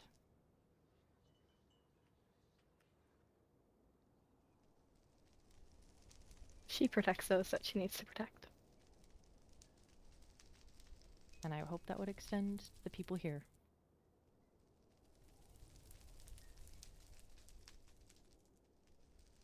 Well, 2 more acts or articles, but they are very short. If I may, I actually I was going to request this of you at a different time, but maybe if it could ease his worries, was permission to place fire-resistant potions and snowballs in insulated barrels, for example, because we do use barrels in our architecture quite a bit, but having them laid out so they don't have to run to the barracks or to the storage every time if they do need access to snowballs, or if the elves need access to fire resistance, having them laid in mini stations, whether they be open or more hidden, just so they know where they are and can get them quickly. Of course. We have a Knights Guild that is outside of the keep with, I believe it has a waystone to it. If not, it is very close by. That is a location, and like you said, there are many we use many barrels in our architecture that if should the knights keep it a secret, we are more than happy to fill with any necessary items or things like that that can be secret locations that they have access to. Well, as long as you can assure that there will be a lot of snowballs. Like, even for now, I have already run out of snowballs itself. I have snowblocks still, so it's not too bad. But I had a full shulker box of them. We do melt quite quick here. Mm-hmm. Do you need to spawn a snowman at all? Oh, no, I have snowblocks that I can just break. Okay. Please. Please do so if you need them. It's no offense to me. Yeah, no, I'm not too in the mood to melt today. Understandable. I do not blame you. We in the Nether do not have direct access to snowballs. Would that be something that we'd be allowed to come and harvest in preparation for that? It would. Wonderful. And also, with some optimism, should the other kingdoms also wish to merge and be under us as well, I would hope that there would not be a instance of war. But too much optimism can lead to blindness. So I am painfully aware of the other princesses and their wants. Continuing. we have Act. I keep saying Act. It is Article 3. Okay, Article 3. This is something that I talked about at the beginning. All current and future laws will be decided by the Council of Leaders and the Crown. A separate document will be newly created to amend and display these changes made by the Council, and these laws will stand true and just for all regions under the Crown. All laws will be passed through the Council, with the Crown having the final vote in the removal or the addition of said laws. And Article 4, also very quick. Should any subject/citizen of a kingdom not included under this agreement approach the Crown for sanction, the Crown will hold an open door policy and shall consider these individuals for inclusion in the clause of this merger agreement. Should they be included, they will have limited privileges until otherwise trusted by the Crown and the Council of Leaders, with the length of time being determined by them. Essentially, if there are any, in layman's terms, my opinion, if there is any serifs or any mers who want to be a part of this, but their princesses say no or are stubborn in this matter, if they do not wish to be under that crown anymore and they wish to be under ours, they may do so, but we'll have a grace period to suss out any espionage or attempted assassinations or things like that. Mm-hmm.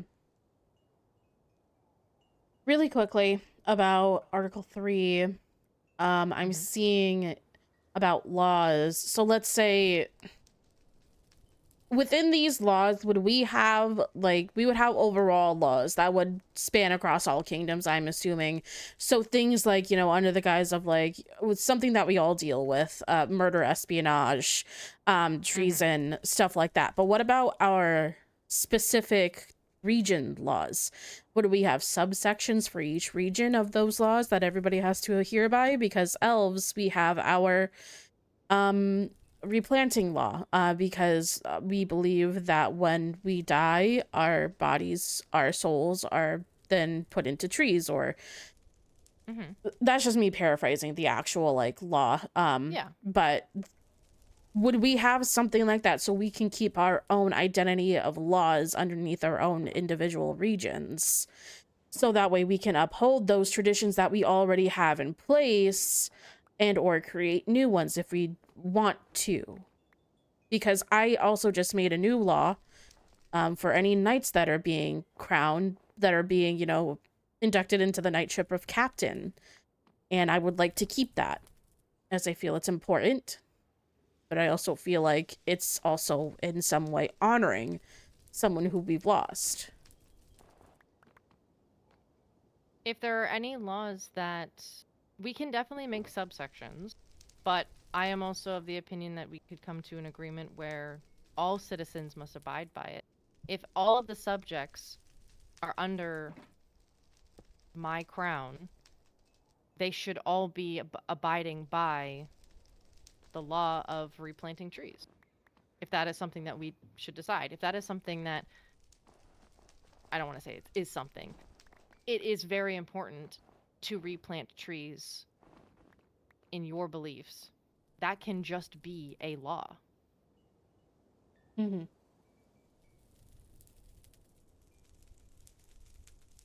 Okay. I just wanted to ask, just because elves, we have a decent amount of laws that pertain to, like, our tradition and our lineages and stuff like that, so I would like for those to continue to be upheld. They can be upheld. And if it is something that is very, very niche that cannot apply or would not apply to the other origins of this world, then it can be a subsection. But otherwise, I don't see why it can't just be a full law in itself. Okay. I mean, something that would be very niche would probably be our invisibility law, but I assume you don't want people going invisible inside of your castle either, so... Exactly. Especially if it is to be discussed that the borders are to be open on a wider scale. I definitely don't want people going invisible within my realm. Another one is you must announce yourself before you come into the Winter Kingdom. That can be something that we enact in all of the kingdom, in all of the regions. You must be announcing yourself, or at least notifying someone of your arrival so that someone knows that you're there. Mm-hmm. That can be a law. On the topic of like newer laws per se, how would this affect current prisoners? Because as I mentioned previously, Nimbus is currently in the winter jails. Would I have to go through you for the punishment if we are to sign today? Like, would that, like, would you have to There give are the already go things ahead per being se? amended that need to be amended. It can be possible that it can be amended today, but I'm also for potentially signing it tomorrow once I've reworked the document to be formatted correctly with adding these additional things in. In regards to current prisoners, is there any other prisoner other than Nimbus? Not to my knowledge, but That just I have no using Nimbus, qualms for with example. his sentence. Yes, but like, is that something that I need your permission for, or is that because it was before the merger? Is that something that I am still within my right to do? Like, I don't have to inform Bang. No. As of right now, you are enacting justice for your kingdom. You have not signed anything. If there is to be a trial and to be some like a verdict, I would like to be notified of it and like or potentially be there, but it is something that you are enacting. But going forward in future arrests or trials or sentences, then at the very least, things like execution, I would like to be run by myself or Fang. We as a council will come together. We can discuss, but as I've written in the document, which can keep or change, but the crown ultimately would have like the final say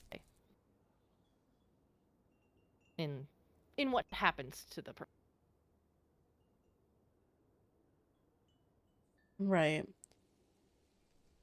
Well, within a situation, once again, this is a well, not so much hypothetical, but because this has actually happened to me, personally. But let's say something like this happens again. Let's say I get into another spat with another lady, and they have someone go and break espionage laws. In Elven specifically, just Elven. And they go through and they take copies of my personal journal. And then later in that argument, they go ahead and then use that information from my personal journal in the debate or whatever it is that we are having a dispute over. And they use that information against me. I feel personally slighted by that. Yes, I feel like that is completely inappropriate, completely not something that should have happened, nor should happen at all. But let's say that others feel differently about what had happened. Yes, that lady did go ahead and break a law specifically and did use information that she gained from that law against me. So what would be the ruling then? I cannot pass judgment on that, even though it was my own personal privacy that was put at risk, or...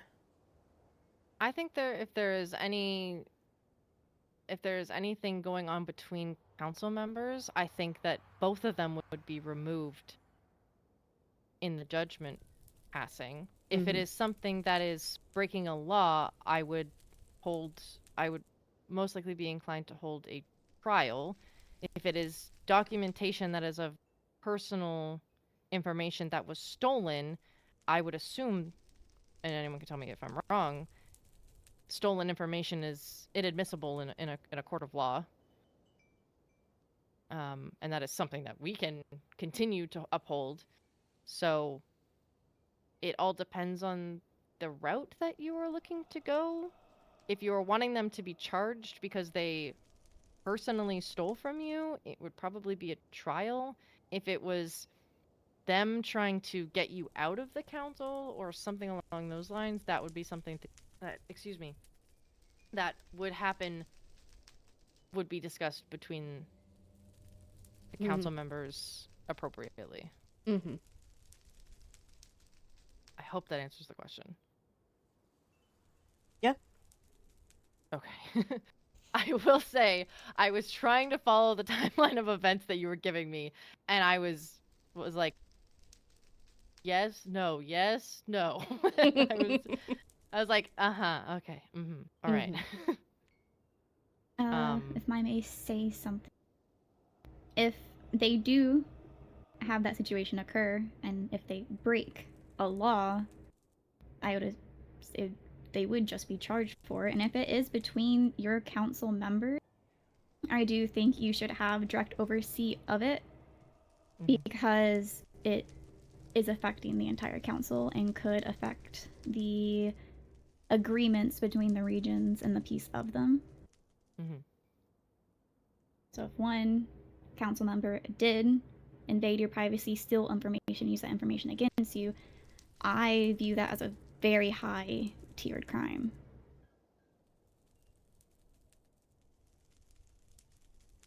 I agree. Is that correct? Okay. Right.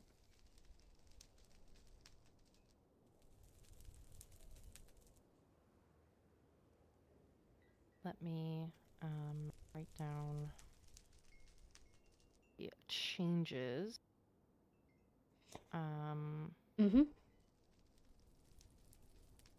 Whenever you're finished writing that down, I do have an additional question. All right, give me a minute. Also, Max, I don't believe I filled in pink into the situation with Nimbus. If you want to quickly run that over. Oh, thanks, Annabelle. I really appreciate that. That is so kind of you. It's still your kingdom. It's still your kingdom for now. It's your sister. Nimbus has been arrested on espionage and treason charges and is to be executed next week.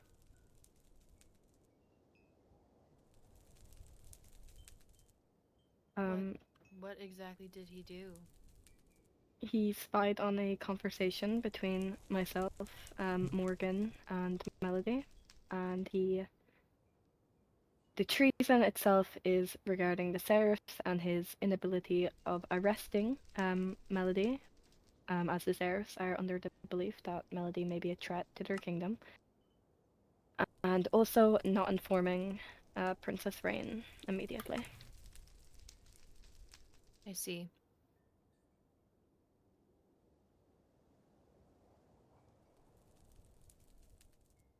You are welcome to talk to him if you'd like when he is awake. I'm kind of leaving it open as it's not something I'm particularly fond of doing.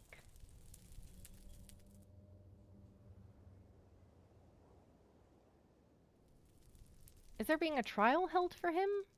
No. Typically there would be, but he confessed. So he pled guilty, I suppose. He pled guilty. Yeah,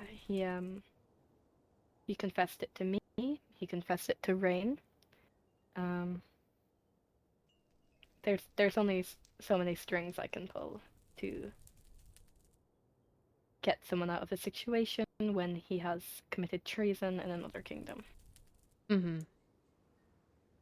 There's also another situation that is going on with Elven right now that we can discuss more later, because I know me and Karma need to still have a discussion about this. But you know the situation with Ira. Yes. Oh. Yeah, Ira came, confessed, and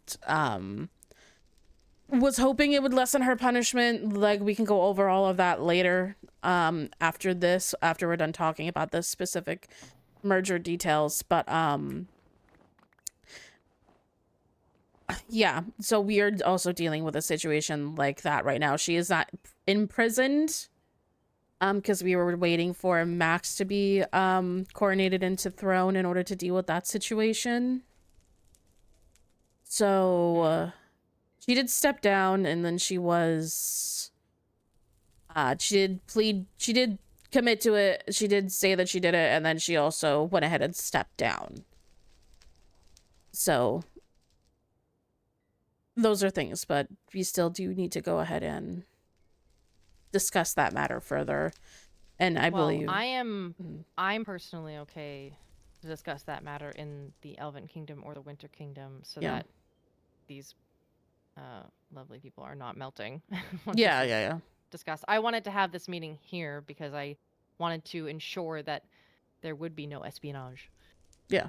From other people who are not a part of our kingdoms. Yeah. That's completely understandable. Have you finished writing everything down? Yes. I assume. Okay. Yes. Paul. No, you're okay. I get it. Don't worry. One last thing I want to bring up with you, and this is a bit of a hard subject to bring up with you, as it may sound a bit accusatory.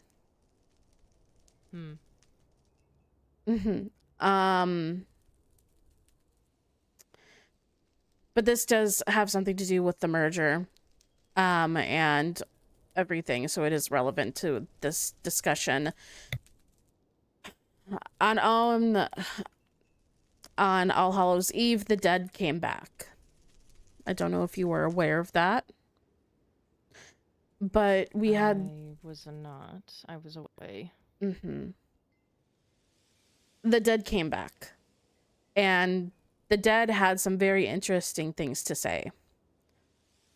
Especially some very interesting things to say about you and your involvement in a specific death. From what I had gathered, and from what me and Max have witnessed and experienced on our own, when I had spoken with Kano had stated that you were actually back earlier than from when you met me and Melody in the cell. You were actually here for roughly about 5 minutes back within the overworld. Within those 5 minutes, Kaya had suffocated into a wall. And then you were right there with me and Melody in the jail cell.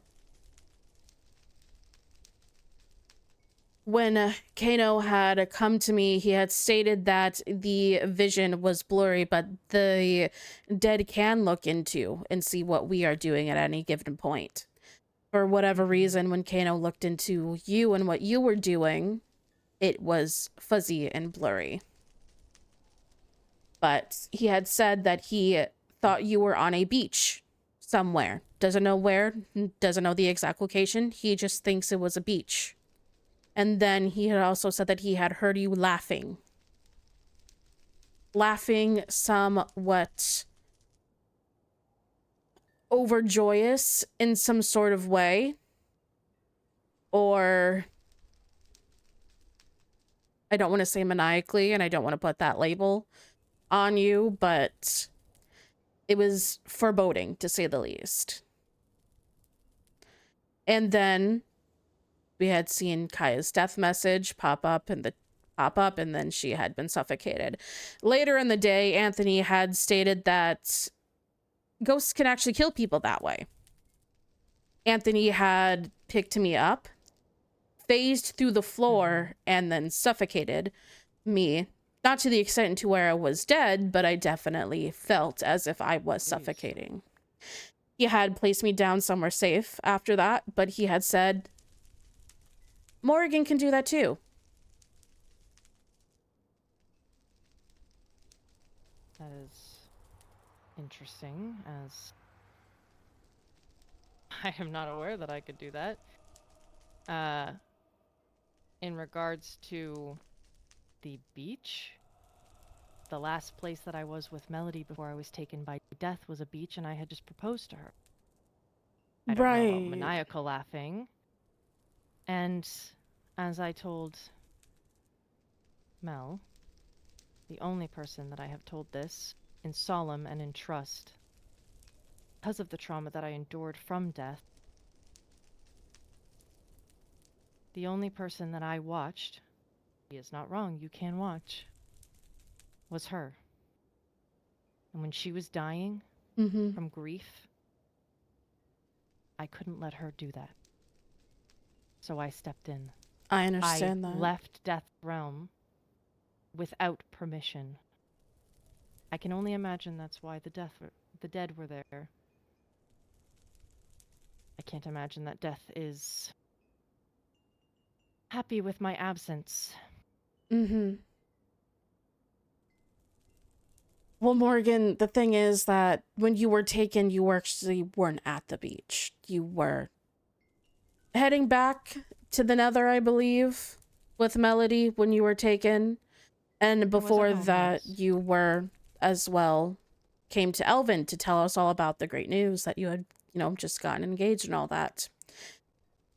So you were, in fact, he said there. It was fuzzy, so He said it was fuzzy. He did, but Max also knows that Kaya was also hiding out in an area that did have a beach.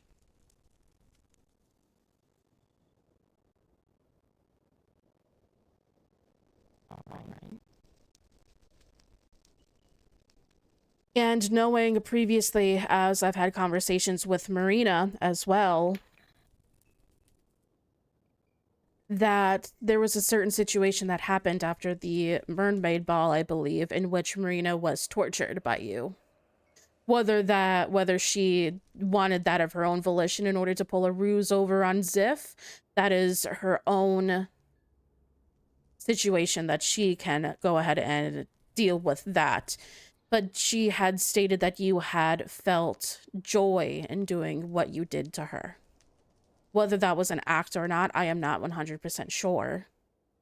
It was 100% an act, and Lucario can attest because I was having a full-blown panic attack before I made that announcement wanting Ziff to come and give me the helmet.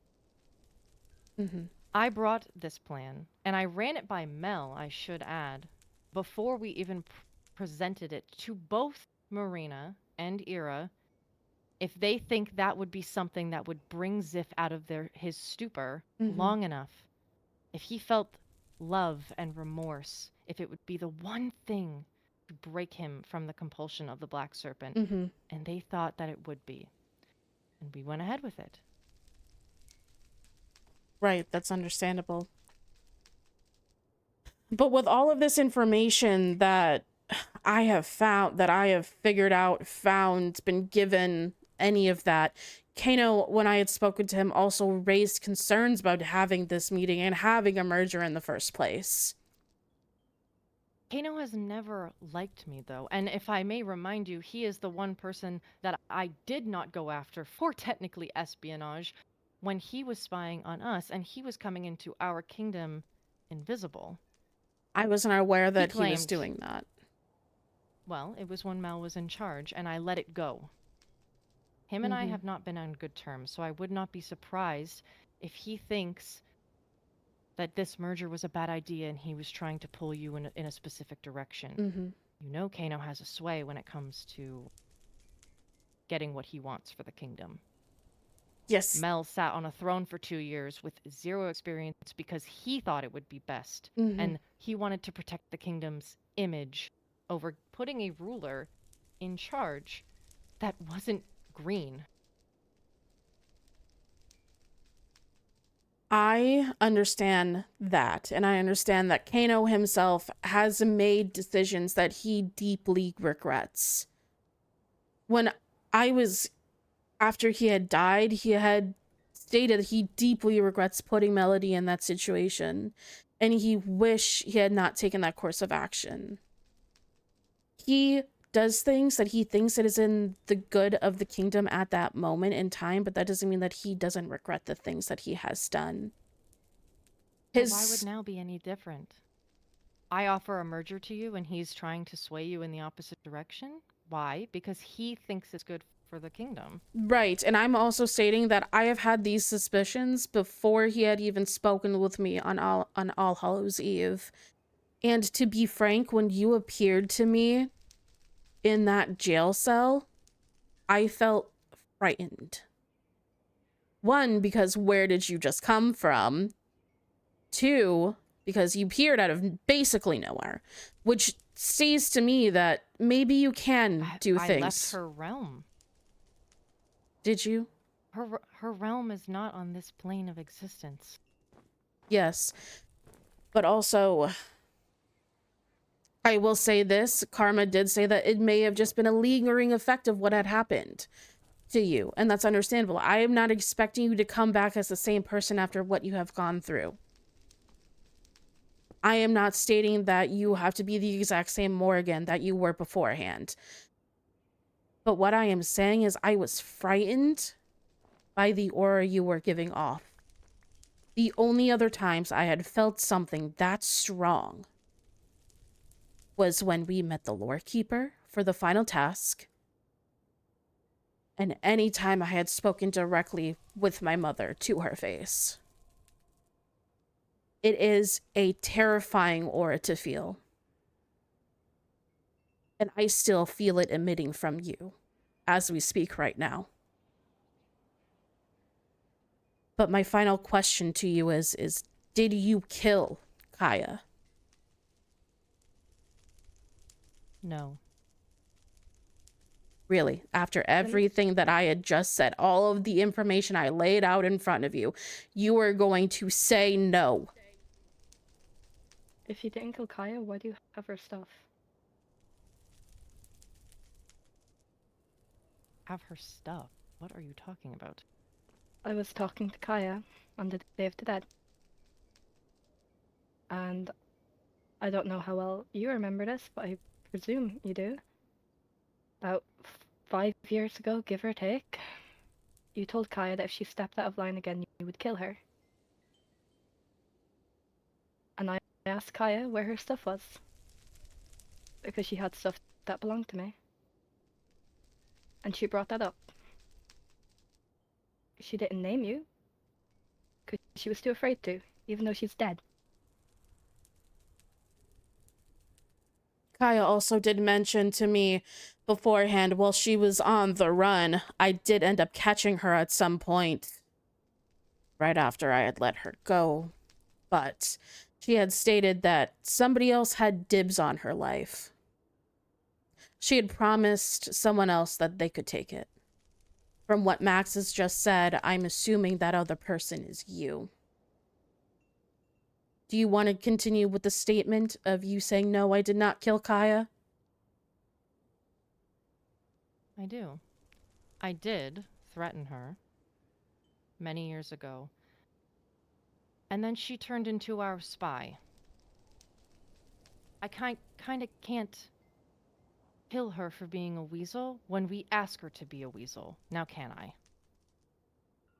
Right. We put that on her. That's understandable. And you put an execution on her head. Out of... Who's to say someone didn't want whatever you were willing to offer? I came back for the love of my life. Right, the love of your life, who is my sister, someone who was also imprisoned because of a situation that Kaya directly had put her in. Kaya was the one who had initially told Max about everything that happened with their little espionage in the Seraph Kingdom. Max then went ahead and then told Rain about that situation, therefore putting Melody directly in harm's way and exposing her as someone who has committed espionage. If you think that I knew all of this, why is Max sitting across this table from me right now? Why is he also not dead for not keeping a secret, for being told information he shouldn't be? Why is Rain not dead for being told information she's not supposed to have? If I knew all of this, why are anyone in any kingdom still standing? Because at the end of the day, everything leads to Kaya. If Kaya had never told Max, Max would have never been able to relay that information to Rain. And I would have never had to go and basically cover for your kingdom and put mine own at risk. I didn't want to, but Karma didn't Karma should not have had to deal with something like that. That was done by my sister, who was an You Elven think I heir wanted to put and Karma my in knight. that position? No. You think I wanted to get kidnapped by the goddess of death and be tortured and have my soul torn apart into bits so that this aura that you're feeling right now is something that I enjoy walking around with? Do you think I want everyone to be scared of me? Do you think I want to be able to smell when someone is on their freaking deathbed? No, I would never want to put Karma in a position where she would have to make hard decisions, which is why I never wanted her to have to ascend the throne. I didn't have a choice in being taken. That doesn't refute my statement that everything leads back to Kaya. Kaya is the single thread in this. It all leads back to her. That is why you would have the suspicion and or reason to kill her. She had put the love of your life in danger, in harm's way directly. I could care less about Kaya. Clearly, whatever had happened to her was karma for all of the trouble that she has ever caused. So you're saying she deserves to die? I'm saying that her dying is not a surprise to me. Look, I'm not saying directly that you had something to do with Kaya's death, but what I do know is Kaya said that you have her stuff. Anthony said that you were able to suffocate people in walls, and that is how Kaya died. And despite what people want to say about Kaya, she is not stupid enough to suffocate in gravel or sand. Did you have anything to do with her death, Morgan? No. And I don't have her stuff. Why would she lie about it? I don't know. You were the only person, other than Talia, that Kaya was ever afraid of. When she kidnapped Annabelle, the first thing she said when she came to me is how she was fucking terrified about how you were going to react, and then you threatened her life, and you called dibs. I called dibs 5 years ago before we made her our one of our spy masters. And Kano informed me when I walked him to the other side of Thalia and that night at the ball. Maybe she found out. I don't know.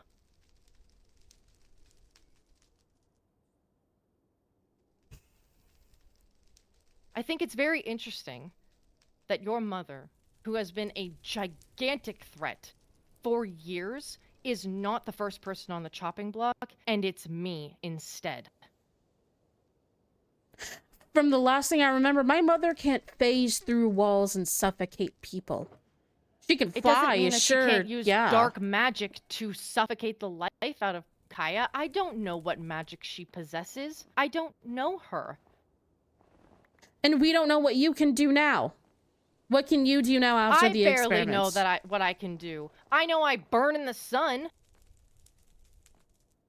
Morgan. I know that mobs are afraid of me, and people are also afraid of me. Finding that out now. I can smell when people are dying. I can sense it. The whispers that I heard before of the dead in this realm are louder than ever in my ears. It is a cacophony of souls and sounds blasting me. I am worried to touch my own fiancé in a fear that I will somehow infect her or hurt her or torment her more than she already deals with.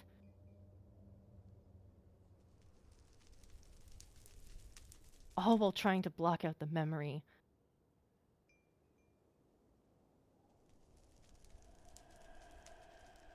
I'm not saying that anything... It's very easy to frame someone. I'm not saying that any of that doesn't matter. I'm not saying that your personal feelings on this and the trauma that you had experienced at Death's Hands doesn't matter. That doesn't count for anything. The first but you're only curious about what I got out of it. I'm curious about the fact that the first thing that you did after coming back is propose a merger. The The single-handedly first thing I thing. did when I came back was make sure that my fiance didn't kill herself. And then you talked about how stressed you are and how you don't know what you don't feel like you know what you're doing. Because considering you put an execution on someone and then went to revoke it, not fully committing to what you were wanting. When I put a hit on Ziff's head, I wanted him dead because he broke my laws. Ziff was You wanted cut and Kaya clean. dead. I wanted her dead in the moment because I was angry that my life once again has been put at risk by her terrible decision making. I'm not saying Kaya is a saint. So I suggested you not have to worry about that anymore.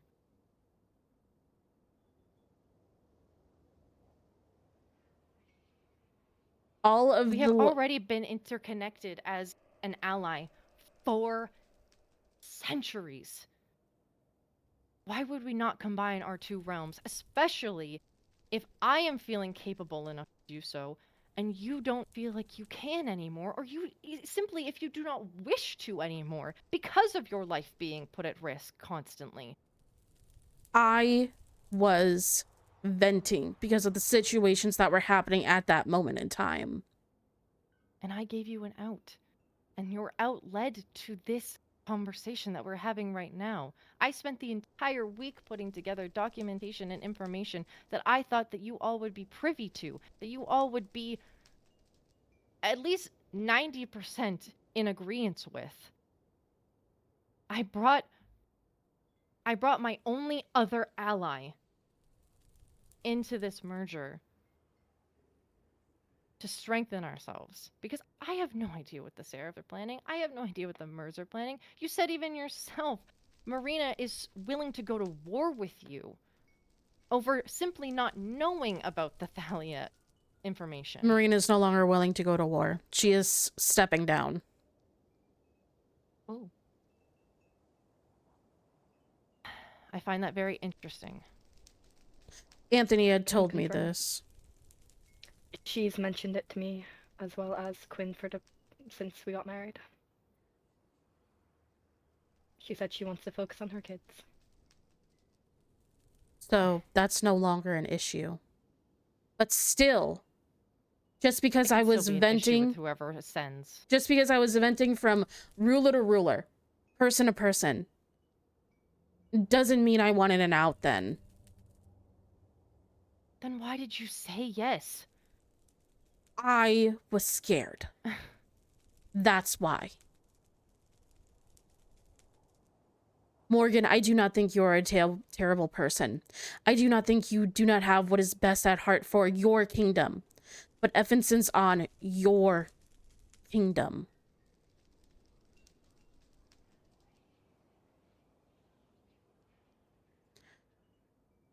I am trying to make us one kingdom.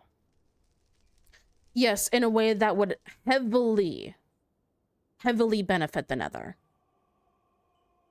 How so? I don't even want to be instead of the Nether. I would want Karma to be the lady advisor of the Nether. I would simply just be the crown, regardless of where I reside. I don't even know if the Nether is a good place for me anymore. I don't know how my body in long stints will react.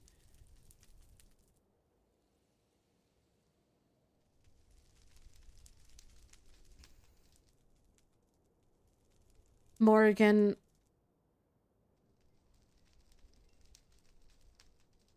all I wanted was the truth from you.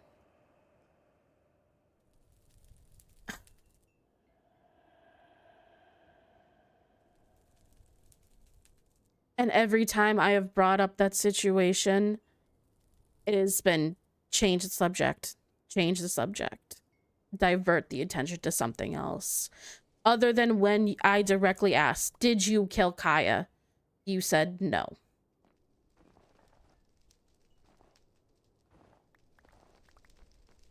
I need to think about this.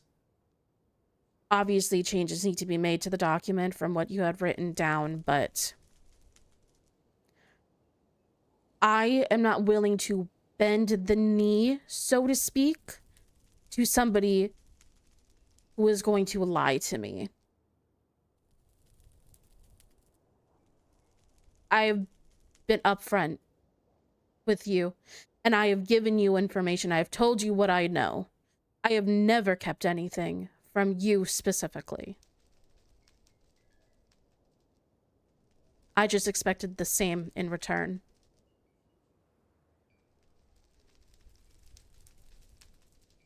You choosing not to believe me is not something that I can change.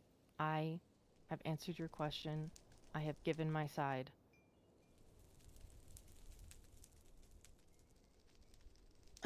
Fine. I'm not going to stop you from thinking on it. And that's completely fine. Before I agree to any sort of merger, I will be asking my citizens what they think of a possible decision of this happening for Elven. And I will be making them aware that we have some sort of offer like this on the table. I want their opinions on this. They're the ones who will be most affected by this. They need to have a say in this as well. I will be going around asking people. That's fine. I just hope that our alliance stands, that if someone doesn't like this idea, they don't see it fit to take mine or any of my citizens' lives. No, I will not stand for anybody's life being taken just because they do not like the idea of something possibly happen. I won't even bring up the nether in this conversation that I have with people. It would be a hypothetical. I will be doing the same with my people. I expected nothing less.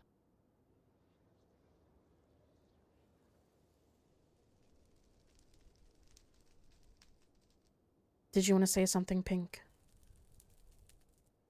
No. No, not at all.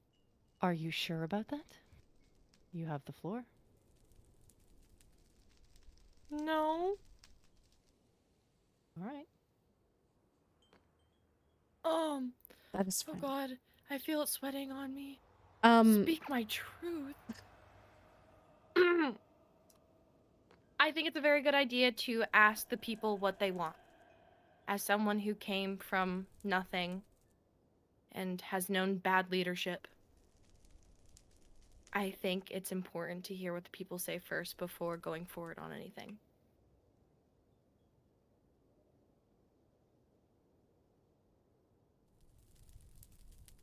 all right.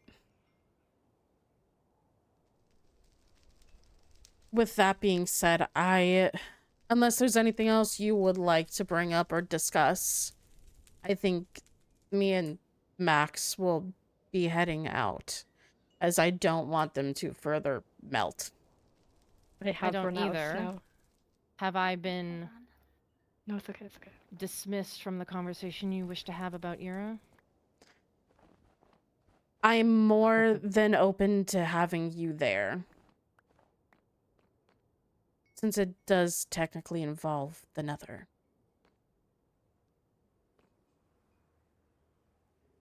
Would you rather Karma there? That would make you feel more comfortable and less afraid. Trust me, I have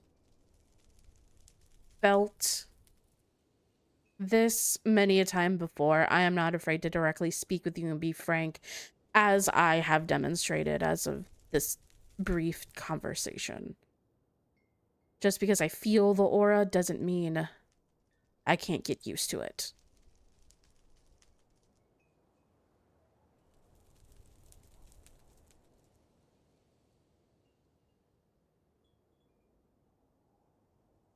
Max?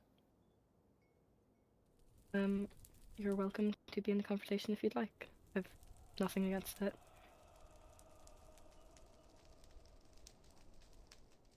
All right. Well, I can meet either of you wherever in a few moments. Mm-hmm. Yep.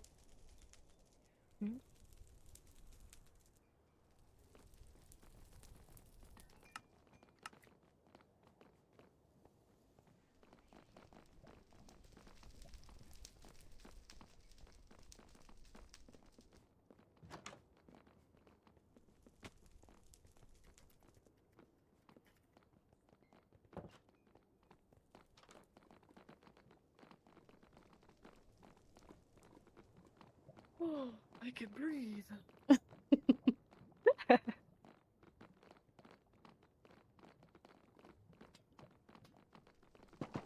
So do you actually melt, or were you being facetious when you said that? No, I we am actually actually melt. melting. Oh, you and it- melt? Okay, where are we going?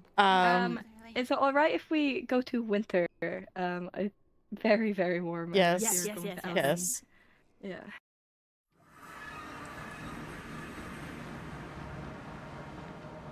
Max. We'll always take a chance to visit the Winter Kingdom. I'm not signing the book again. Yeah, it's fine. I'll sign the book in for all of us. Okay. I already signed it once today. Thanks. Let me in. Yeah, it's dodgy. Okay. Whew. Karma's Yeah, so- going to join us. She just has to change into her winter outfit that keeps her warm. Yeah, so, not to bring this back up, but we're all under the mutual agreement that she fucking killed Kaya, right? Okay, how did a group first? No. I'm just saying. Yeah, but there could be kids listening, you know, something. I don't. My child is at home. I just Yeah, still profanity. there's been a lot of spying lately. Group. Yeah. Okay, yeah. I forgot Winter has a the thing for that. Has an issue, has a problem. Am I alright to ask for my knight to come here? Yeah. Sure. Of course. Who's making it? I'll make a group. They're dealing with something, it seems like.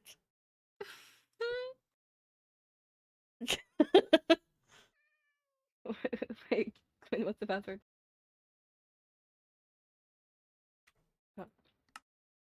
1, 2, 3.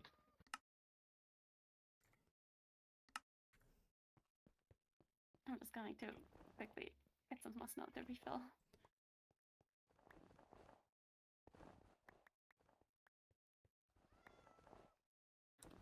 Hey, Alva! Hello. We just had a talk with Morgan Oh. about the merger. Yes, this is Alva, my knight. We had a talk about the merger. Hello. Hello. Oh, thank you. It did not go well. Well, it went well for like the first like 20 minutes, and then it started talking about like signing away our rights to our citizens, and you know if you weren't loyal to like I kind of threw you under the bus. Excuse me. Well, like you're my only knight. Who else am I gonna use an example? I was like, hey, if we go to the fucking like Nether, we die, like we melt Yeah. very Unfortunately, rapidly. we melt. Fucking bollocks! Oh No, Okay, dude. do we all have to do this together? Is Okay. this My 10-year-old child set that off. Yes, we do. Okay, Okay, leave let's the do group. it. All Leave the right, group I'm first. ready. Oh, why is there a raid? Down this way and then out the front. Oop. I do not know this castle. It's okay, follow me. You're good. It's this way. You just walk through it, and then I believe it's somewhere over here. Just be careful with the raid. Holds in your offhand at all times.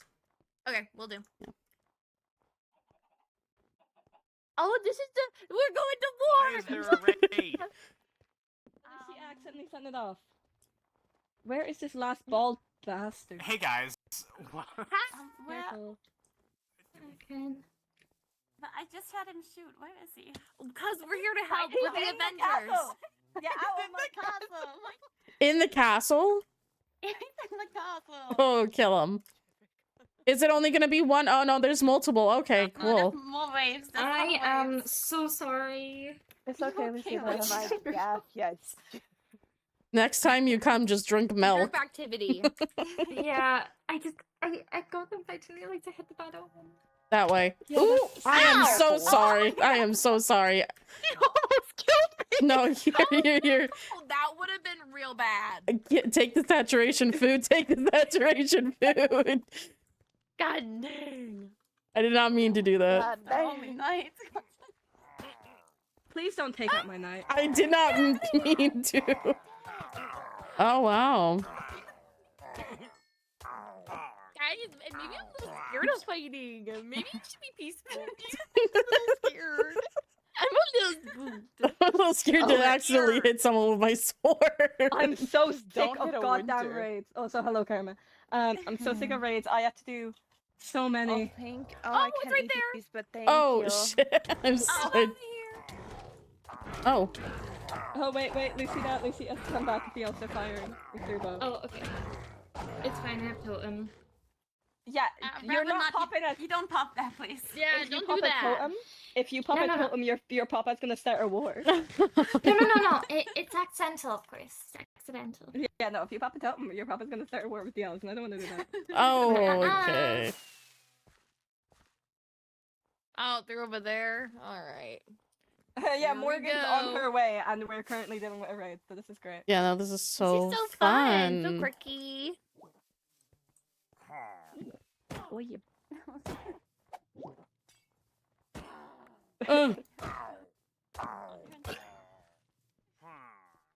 Hello? Thanks.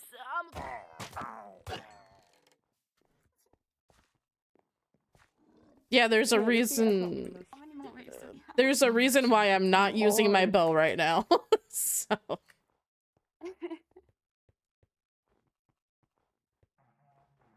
Oh god. I don't like how close they're spawning to the kingdom. I mean, these ones were right next to the castle to begin with. Yeah, so it's fine if they spawn near the castle. It's not okay if they spawn near the village. Yeah. I'm so scared of hitting someone. Yeah. If you hit me, it's fine. Ooh, Lucita. I do Oh, not it's want fine. to It's whack fine, a my winter. husband hits me. I don't think that's something you should say. During raids, the amount of times he's almost taken me out. And then I switched to accent so I don't accidentally swipe you. Okay, we got this. Ouchies. Okay, back to the castle. Okay, Oh I'm my okay. gosh. Sorry. Go home. You got an achievement out of this.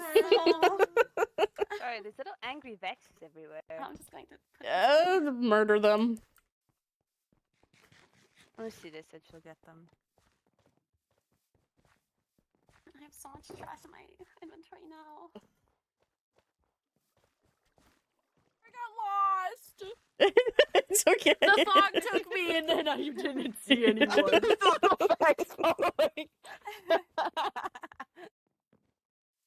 Morgan is inside the castle. Okay. Oh, okay, let's get over there then. Oh, I got an emerald.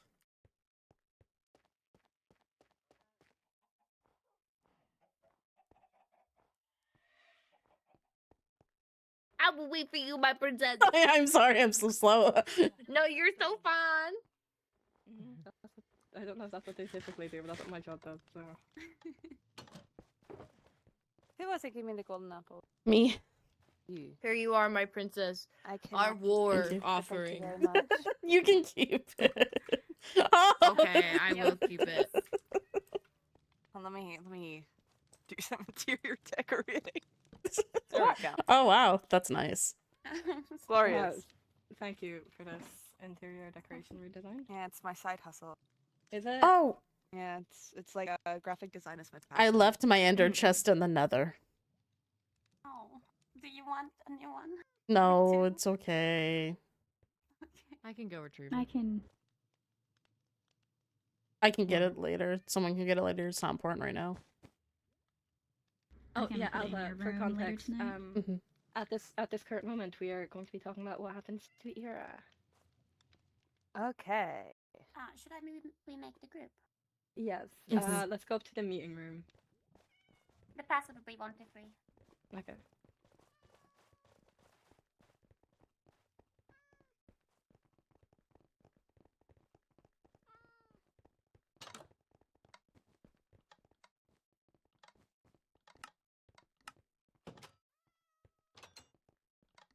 Yeah, nice turn, nice turn.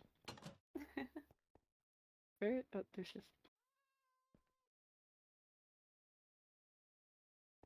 Okay, everyone take a seat. I do have each of Ira's crimes written down Oh, joy. and what the punishment via your laws at the time the incident occurred, if you want me to start off with that. I was like, get your ass over here. Yeah, you Don't you get the end of the can table. you can Let's look at the seat. Oh, let me go. There we go. There you go. Hi. Hello. Do you want to sit down? I don't mind standing. I'll sit down. Okay. Yeah, Karma, you can To start with button that. seat. Okay, so for any not aware, Princess Ira on October 19th, 2005 confessed to Princess Annabelle about after Lady Melody's and Captain Kaya's arrest, she has snuck into Elven Castle and gathered information and took some items. So the crimes that I have listed from her was thievery/stealing on 3 counts. However, one of those counts would be subjective on whether it is espionage or thievery, and that one is duplicated and stole contents from Princess Annabelle's diary. So that would be up to discussion if that is going to be a thievery charge or an espionage charge. And then she has 1 count of espionage, which is entering the Elven Castle without permission. And according to the Elven law book that was signed on, let me see the date, September 10th, 2005, each outcome of every single one of these crimes, due to it being in the Elven Castle, would be a trial at Evergreen, and the written punishment is if found guilty is execution. So if we go purely off of Elven laws at the current time of her crime committed, it would be 4 counts of execution, given she had pleaded or confessed to her crimes to Annabelle. Yeah. I'm sorry. I kind of just was dealing with something within my own mind. Did you state that she had made copies of not only my journal but copies of, or had taken Melody's spy book? And What I have written is that I did not go into depth because it was 14 pages. But she had confessed to searching the castle, including your bedroom. She had made a copy of your diary and took belongings from the stash of the prisoners' items that were taken off their person during their arrest. I also have that she copied information from a night report that was written by Kaya. And then that she delivered information to Princess Marina. 2 night reports. 2 night reports. It was 2. So yeah, those are the counts against Ira as of right now. She did confess to me, hoping to get a less severe sentence other than the one that we currently hold, which would be execution. Which would be what we would need to do, because she did use the information against, in some way, that information that she had obtained was used against me in an argument with Marina. And Ira had said the only information she had told Marina about was the contents of my journal. And then nothing else was told to Marina. I don't know how true that statement is, but that is what was said. I personally do, giving the circumstances of Ira and what has happened within this past year with them, Hazel losing their father, Hazel losing a lot of people within their life, I do know that I do want to uphold my laws and I do want to make sure people follow them, but I also do want to be lenient, since Ira did come up to me directly and tell me of this situation and that she admitted to this crime, and the fact that she also did step down as princess. If I may, she had already stated, it was already becoming known she was stepping down prior to her admitting to her crimes because of wanting to be with Hazel. So I don't exactly contribute that to her descending the throne. It does contribute to how fast it happened. She was meant to wait a little bit longer, until I myself believed that it was a good time for me to step down, or for her to step down and for me to step up. But she wanted to face any punishment and not put the Winter Kingdom in any jeopardy. I was just going, how it was phrased by Annabelle, it sounded like she was stepping down due to her committing these crimes, but that's not the case. She was already intending to step down, even if it got hastened.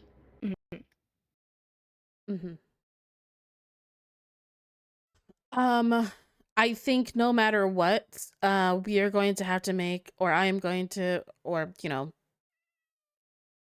Elven is going to have to make a tough decision in regards to this situation. Either way, we're going to be leaving a child without a parental figure. As what I am proposing may be not great and would take Era away from Hazel for a while. What I would propose is a public hearing, as I do not think there is a trial needed, as Era has confessed to these crimes and has admitted to them. So there would be a public hearing at some point that anybody would be able to attend. We will read off Ira's charges and her crimes and what she has done, and then I will state that the consequence for her committing these crimes is a jailing. And this jailing will be I would prefer to be a long one due to the severity of the crimes.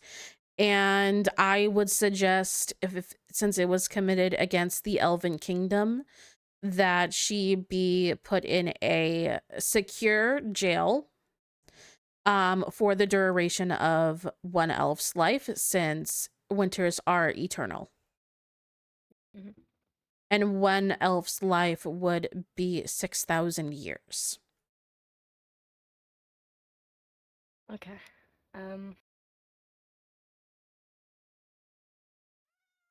And I would That also does seem fair. I would also like to offer up, if she chooses to go to a separate prison, as long as I have jurisdiction over that prison and jurisdiction to the prisoner, I do not see an issue with her choosing her own what prison she would like to reside in. My main concern, if we are to go that route, which I'm more than happy to, would be Hazel. Would you be all right with Hazel having, like, I suppose, not supervised but not unsupervised visits to Ira, as she is 4, and I do think it is important for a child to see their parents. I am not against I'm not against something escorting Hazel to Ira and then waiting outside of the room while they have their conversations. And then escorting Hazel out. That would be fine. Do you have a booking, Quill? You can write into the one I have regarding Ira. If I might suggest something, given it is how lengthy of a sentence it is and how young Hazel is, Annabelle is willing to discuss the logistics of it, potentially, rather than Hazel only visiting Ira while Ira is imprisoned. If there could be designated times that happen on occasion for Ira to be allowed to come to either Elven or Winter to visit Hazel in her own home or on other land that is not the scenery of a jail cell. But that would also require security of it and people to watch over. And if I want to make sure I word this correctly. obviously would want someone to patrol where she is at to ensure she is not taken away to evade her prison sentence. And I think there should be terms discussed on if someone does help her escape her sentence, and depending on who it is, what the punishment would be. Because we would be letting her out on to visit Hazel out of a kindness measure rather than something that we have to do. Mm-hmm. But of course, I haven't discussed this previously with Annabelle, so it's up to her on if she would be okay with this route of events. I'm sorry, I'm writing. I'm not listening to what you're saying. Give me a minute. Okay, take your time. But that is definitely something I see at least being better for Hazel mentally. Because, you know, Ira broke the law. She does deserve a punishment to go alongside it. Though I feel like I should put it out there, I was not told any information regarding any of what Ira was doing. I knew what she was planning on doing something after I stepped up, but alas, she jumped the gun a little. She did not inform me of any information she was gathering. Granted, I would have known the information, so... Personally, I am one that if you break a law and you are aware of the punishment of the law, then you should be willing to accept the consequences, is my personal belief on the matter. However, elves do value life, and Annabelle does not wish for Ira's head. So that's why it went into the direction of a very lengthy prison sentence, because rather than demanding her life, it's the life sentence. And Annabelle, what I mentioned that when you were writing was you suggested Hazel only be brought for supervised visits to whatever prison Ira is being held at. I suggested that on more rare occasions that Ira be allowed out on supervised visits specifically to spend time with Hazel. Because Max was correct on that. Hazel is a very young child. But it would be on the conditions of being supervised and up for the discussion of what the outcome would be if she were to escape. Or if someone were to try to help her escape from it on one of those outings. That would be fine. Can you first check my spelling in there? And then also add that little note, because I got I heard patrolling and I just added nights patrolling. But yeah, I would agree that is something that we can definitely do. Obviously, if Ira is getting to choose whatever prison she resides in, if she chooses a prison outside of either Winter or Elven, I don't think she would choose Netherian based on the, fact that she will literally melt there. If she were to choose either Seraph or Mermaid, we would need to then go ahead and draft up an agreement with their respective ruler as well. Stating that these are the terms that they agree to, basically. Since I am granting that leniency of her being able to choose whichever one, that means I will have to deal with specific people. I will do so in order to grant that leniency to Ira. I mean, if you need me to, I'm more than happy to. Would you be so you would be willing to deal with Marina on my behalf, basically? Oh, absolutely. Give me any opportunity to talk to my best friend. I had a meeting with her the other day. It actually went quite well. Isn't Marina the one who put Ira in this position by bringing it to your attention that she was the one who stole it? Yes. I am so happy you brought that up, because I said that to Marina. Because she was trying to be what's the nicest word I can use to describe her? A controlling bitch. Oh yeah, yeah. You know what? Yeah, that's the nicest. Well, no, that is honestly the nicest way I would have put it. She brought up that Winter owes her an IOU, and I brought up that she got my princess in trouble with another kingdom because she couldn't keep anything to herself. And Wait, you know, run that one more time. Ira when got you in trouble with another no, kingdom? no, Is no. that what she was referring No, so well, technically, Ira's after got me into a situation with the mermaids, but so the Mermaid Kingdom gave myself, Alva, and Bryn a mermaid tail, and apparently that was an IOU. Which, speaking of, just a reminder, Annabelle, you owe me one. Okay. Pretty much, Marina was bringing that up, and I brought up how she made that agreement with Ira, not myself, but I was willing to adhere to it. Yeah. And then I also she said something else, and it pissed me off. So I was like, oh well, I was like, she mentioned the spy, and I said, well, that spy won't be doing anything anymore because someone went ahead and blabbed her out. In much nicer terms, I'm afraid. I wish it wasn't. Yeah, so do I. I'm not an interesting woman, but she's aware. I do think she will be more than happy to have Sierra. And if she isn't, Thank you for the raid, the Cario. Thank you. I guess. I feel like out of all prisons, I can confirm that the mermaid prison is the most secure. It's also the most humane one, ironically. Actually, it's also the closest to her girlfriend, though. Oh, she's not happy with Marina. If that's any condolence. Rocky waters for those two.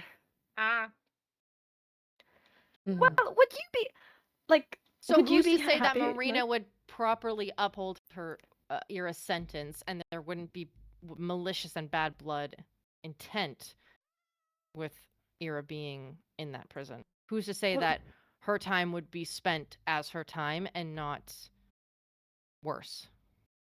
Well, let's just say that it's very one-sided. Rocky roads. I do not think Ira has told Marina that she is upset with her. She gonna hold that secret for 6,000 years? Probably not. But I mean, especially that becomes your problem. You know, yeah, that's not my problem then. I mean, especially. No, I'm saying it becomes your problem because your prisoner will be in a position where another kingdom has access to do whatever they want to that person on bad blood. Correction. When they find out. She is not my prisoner. She will be Elven prisoner, so it would be Annabelle's problem. I would suggest that someone would be established to on maybe weekly, bi-weekly, it could be more spaced out, just depends on the person, to check in on her to ensure she is being treated well as ensuring that she is properly serving her time. Because I do want to say, if we go the leniency route, if she does herself decide to try to escape or someone offers her a way to escape and she takes it, I do suggest a bounty be put onto her head, because that is her execution is what would have occurred had the leniency not been given. I can agree to that. So can I. I'd also recommend clauses that should be put in mermaid or surf prison that there's always access to that prison, at least for you guys. Yeah, that will all be put into an agreement that we will go over with either Rain and or Marina should she choose to carry out her sentence in either of those kingdoms. And I would preferably it not be mermaid, personally, as I do not wish to deal with Marina. But I will do so if need be.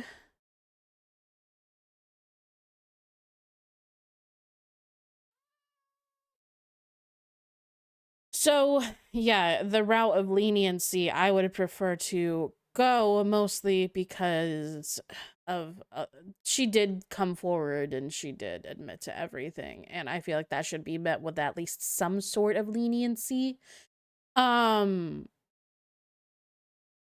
which is what we would like to show within our kingdom. If you do commit any crimes and you do come forward about them, that you will be given some sort of leniency within our kingdom, whether or not my personal feelings on the situation, because I believe that even though if someone does commit any sort of crimes, they can make themselves better and they can do better if they choose to.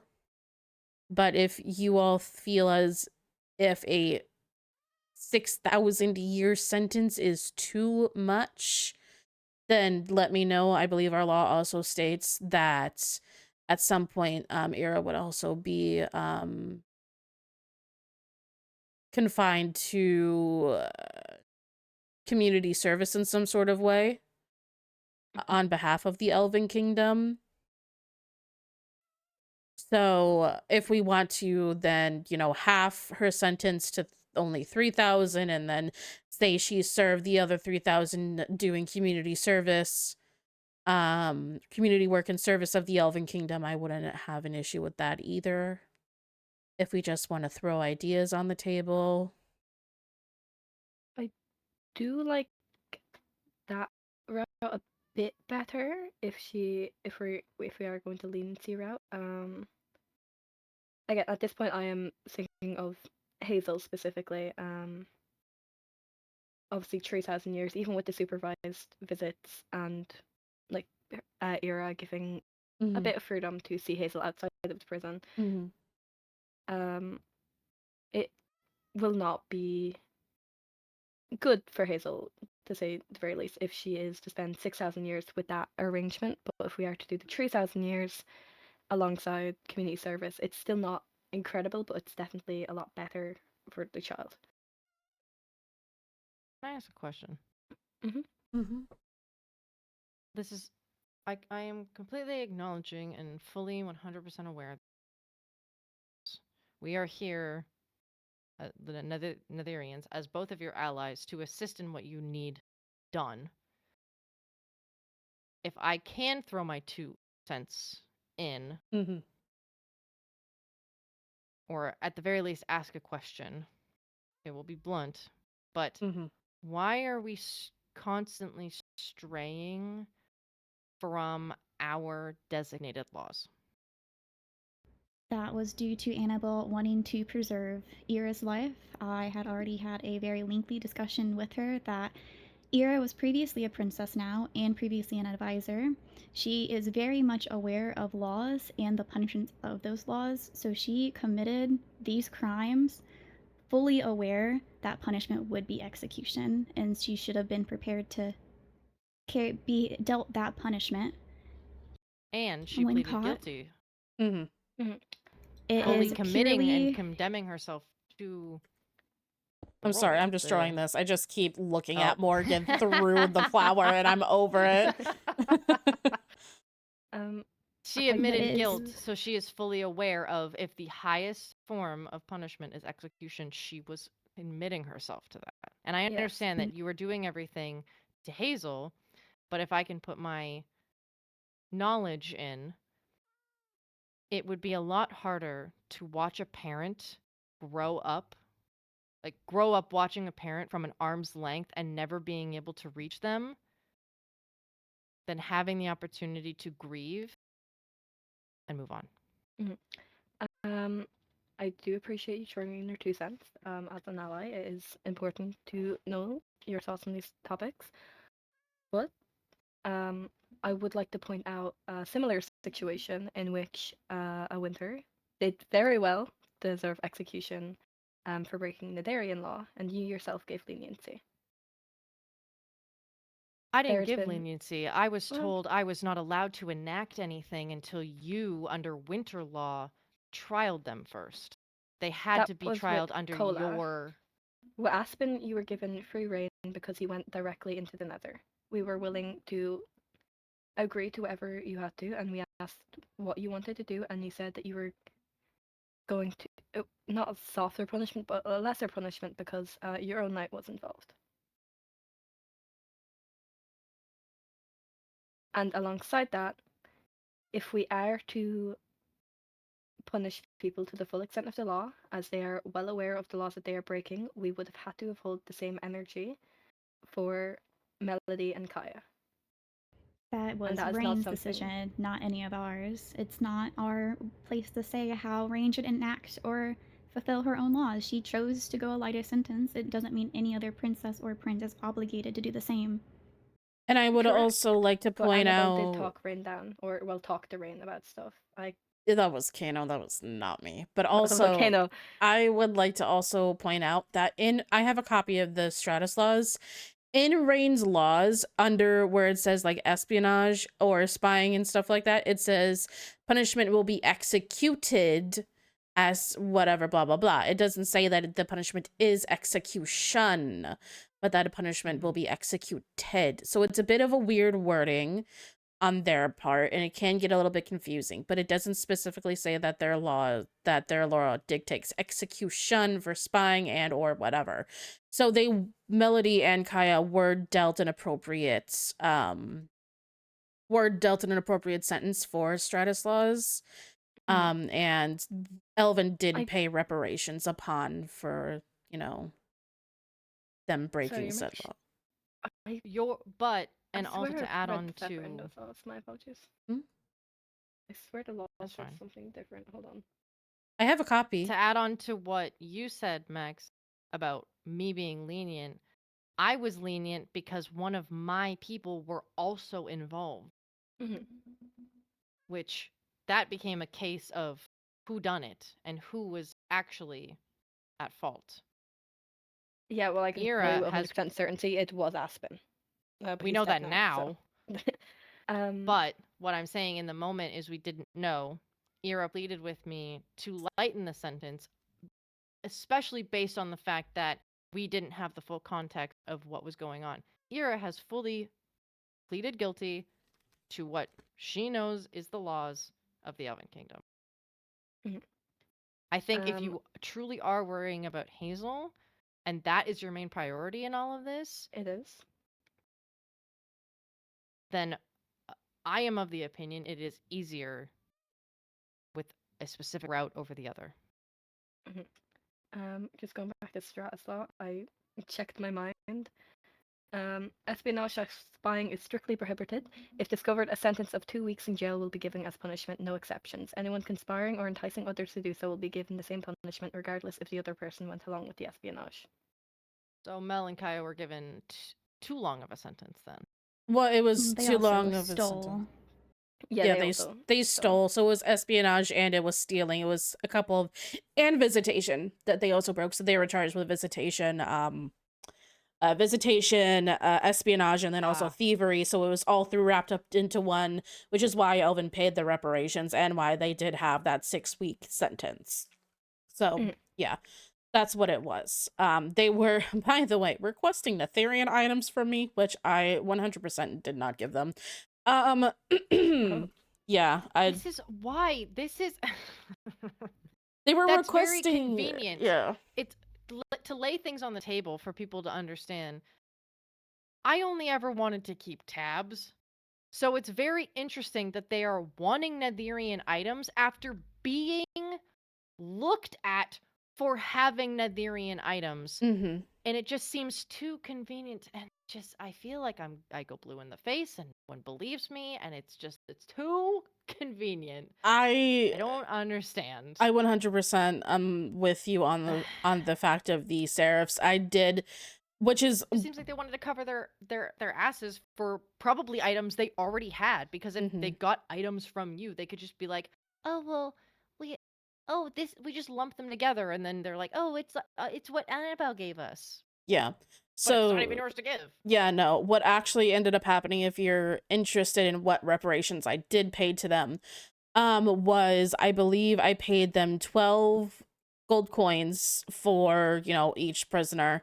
So 6 like per whatever. And then I paid them with the Ender Dragon egg, which it's decorative, but they were stating that the Warden egg was taken. They wanted something of similar value, that they could control spawning, if that makes sense. So like they wanted that control of having the ability to spawn something in. which is why they had requested a quite hefty sum of wither heads and soul sand from me, which I told them they're talking to the wrong princess. Even I can't get that upon like request. I can't even get like specific like armors and stuff that or anything that you guys have. So, and I'm married to Karma, so that is what specifically I had given them, and that's what specifically they had requested of me to give them from Nether. So if you're just interested in those details, that's what had happened. But on the topic of Ira, yes, she 100% did admit to the crimes that she had committed, and she had no reason other than to know the laws, since I did specifically drop off so many books in winter, specifically of our new updated laws around that time. I did give Max like extra copies. I remember dropping a copy off in Ira's as well, so like she 100% should have known and, you know, been aware of what my laws were. So it does come, for me, it's kind of like a rock and a hard place where I want to uphold my laws to the fullest extent. But it also comes into the fact that I am also a mother. And if I did something like this, and if I came clean, I would want some leniency. For your kids. For the sake of my children. But I know the laws that I have broken, so that's just my 2 cents. And that's why I suggested such a hefty time in prison, was because since we aren't taking her life, she should serve a life sentence, but given winters are eternal, that isn't exactly the most plausible solution. So we went for the Elven lifespan, since Elven laws were broken. I understand that, but if everything is coming back to the priority of Hazel, I think it's a lot harder to have your mom, but not have your mom. Yeah. And I think if there are preparations to be put in order for Hazel to lead a good life via adoption or care or temporary caregiving or however that needs to be discussed. Mm-hmm. I mean, so, if Ira is to be arrested and such, either myself, Alva, or Hadal will be taking after Hazel. But I will say, as someone who has basically looked after Hazel all of her life, I do think the best route for Hazel is knowing that Ira is alive. She has not reacted well to Zif's death. She did not react well to Chancellor Kano's death. And I do not think it is fair to willingly and knowingly take a child's last living parent. I will say, Ira committed these crimes fully knowing that the punishment is execution. She did this knowing that she would be leaving Hazel behind if caught. So you made that choice herself and did it anyway, is my standing on it. I do agree with your standing. I am fully aware that Ira committed a crime. She deserves to face the punishment for those crimes. But I'm also on the side of Annabelle with giving some leniency for Hazel. If Hazel was not in the picture, I would fully agree. I would prompt for Ira to be executed because those are the laws that she broke. But Hazel is in the picture. And I would rather take into account on how a 4-year-old might react to this. I mean, but that being said, let's say that I have,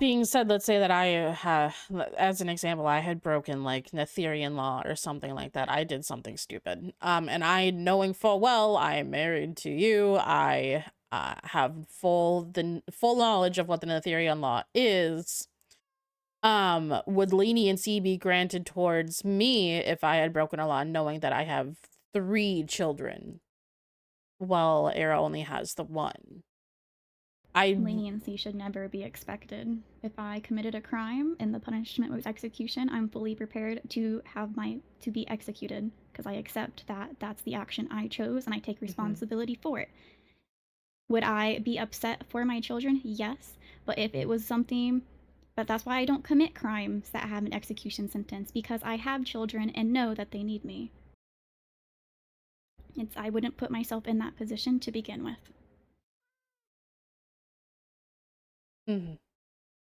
So while I understand the feelings behind considering Hazel, I do.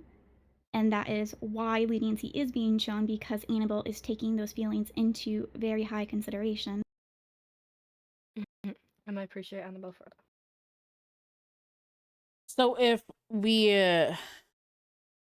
so what would we like to do? Would we like to state that? I mean, another thing that we could do, which is more on the more severe side, but is still showing a little bit of leniency, that Ira be, you know, doing her prison sentence, outgoing that prison sentence, it would be still be in like the choice of like her, all the terms that we agreed on. It would be the 6,000 years though. For this I wouldn't be willing to give the 3,000. And then at the end of her sentence awaits execution.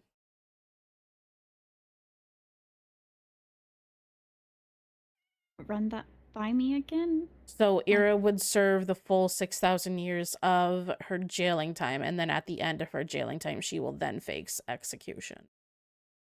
Then what is the point of her jailing time if she's serving a life sentence per se in prison?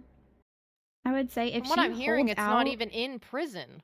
She's gonna be free to walk around like whenever she pleases and whenever Hazel wants to see her. I was suggesting very rare occasions, strictly supervised. Even if it's only once a year, if not even rarer than that. But if she is to serve 6,000 years in prison, and she could handle 6,000 years in prison, I do think she should be eligible to go free afterwards. Because what is the point of sitting in a cell for 6,000 years knowing that you're going to be killed anyway? Frankly, I would prefer just to be executed at the start of it. Right. My only reasoning behind that is because... maybe it will give Hazel some time in order to deal with the fact that her mother will be leaving her indefinitely at some point. Maybe she will then grow and see like the thought process behind it or something like that. Maybe she will be able to handle it when she is at an older age, still taking her into account. But like I said, this is a rock and a hard place for me. I understand that, and that's why it's a suggestion, not what I want to actually do. But like I said, I would be stuck between a rock and a hard place at this point in time with my decision on this. Alva, you said you have a suggestion?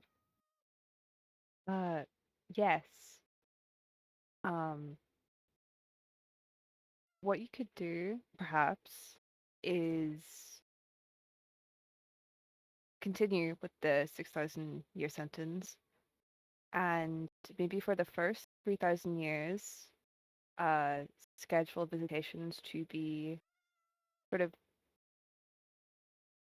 rare. Rare is not the right word, but very well spaced out, and perhaps after 3,000 years, depending on her behavior, you could consider parole or community service, or maybe increasing the frequency of visitations.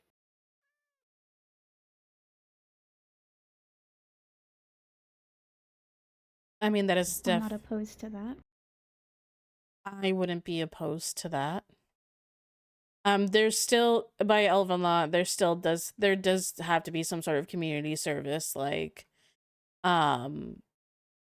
enforced at some point. Because if I'm at least going to enforce something, I'm going to enforce that. the community service could be what she does to earn more visits with Hazel.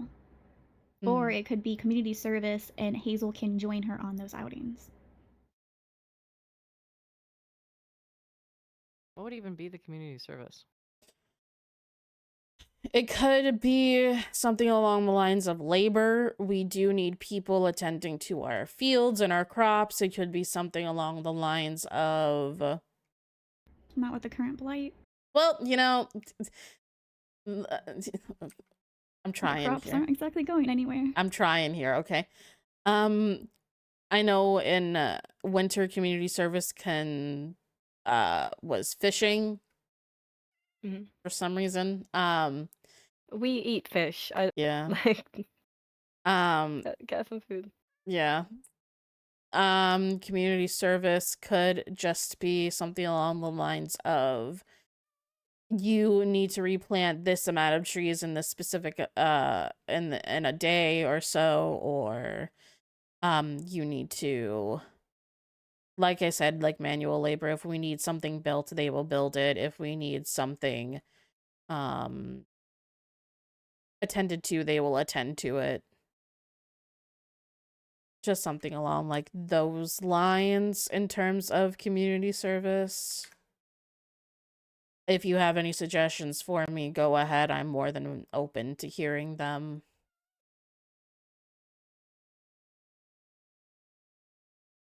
Due to, like, you know, the blight, there's really not much Elven would be in need of, since, you know, we can't really grow trees as quickly as we used to. So anything along like those lines, basically.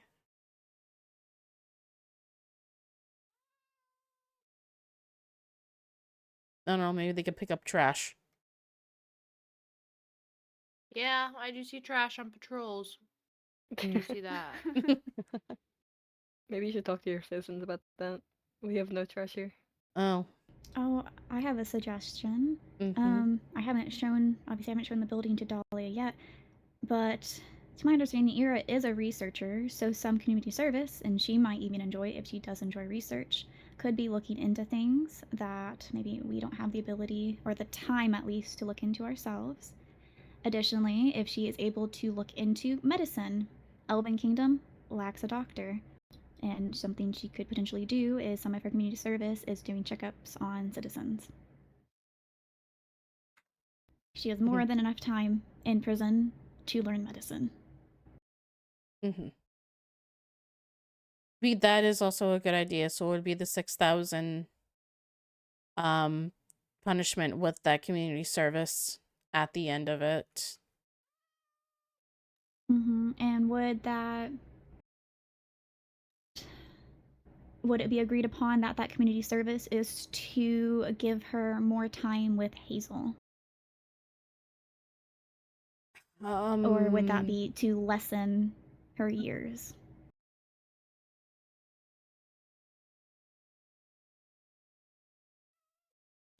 I feel like a good middle ground is the 6,000 years, so I want her to fully serve those. So it would be to just give her more time with Hazel. Okay. If I'm going to grant leniency, I feel like that's a good middle ground.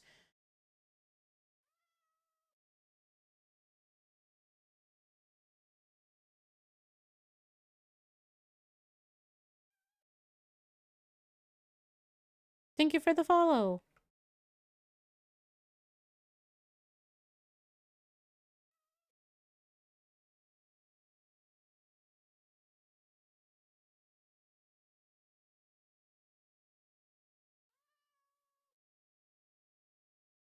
Okay, but I have all that written.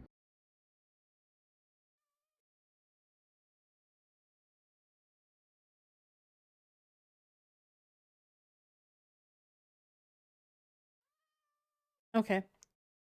Can I read out just to finalize the sentencing? And okay, so she would be, let me get to the right. She would have a public hearing where her crimes would be announced to the citizens. She will have a jailing sentence of 6,000 years, and she may choose the jail she resides in. Should in that sentence she try to escape or allow someone to help her escape, she forfeits the leniency being granted to her and she will be executed. There will be supervised visits that Hazel can go to her for. And then on even more rare occasions would be her being allowed to go out to have visits with Hazel outside prison, and those would be earned via community service. If she's in a foreign prison, Annabelle should have access to the prisoner when desired with notice. And then I don't have all of the community service things written down. I just wrote down the two I mentioned, the research and the study medicine. What were the other ones that were mentioned?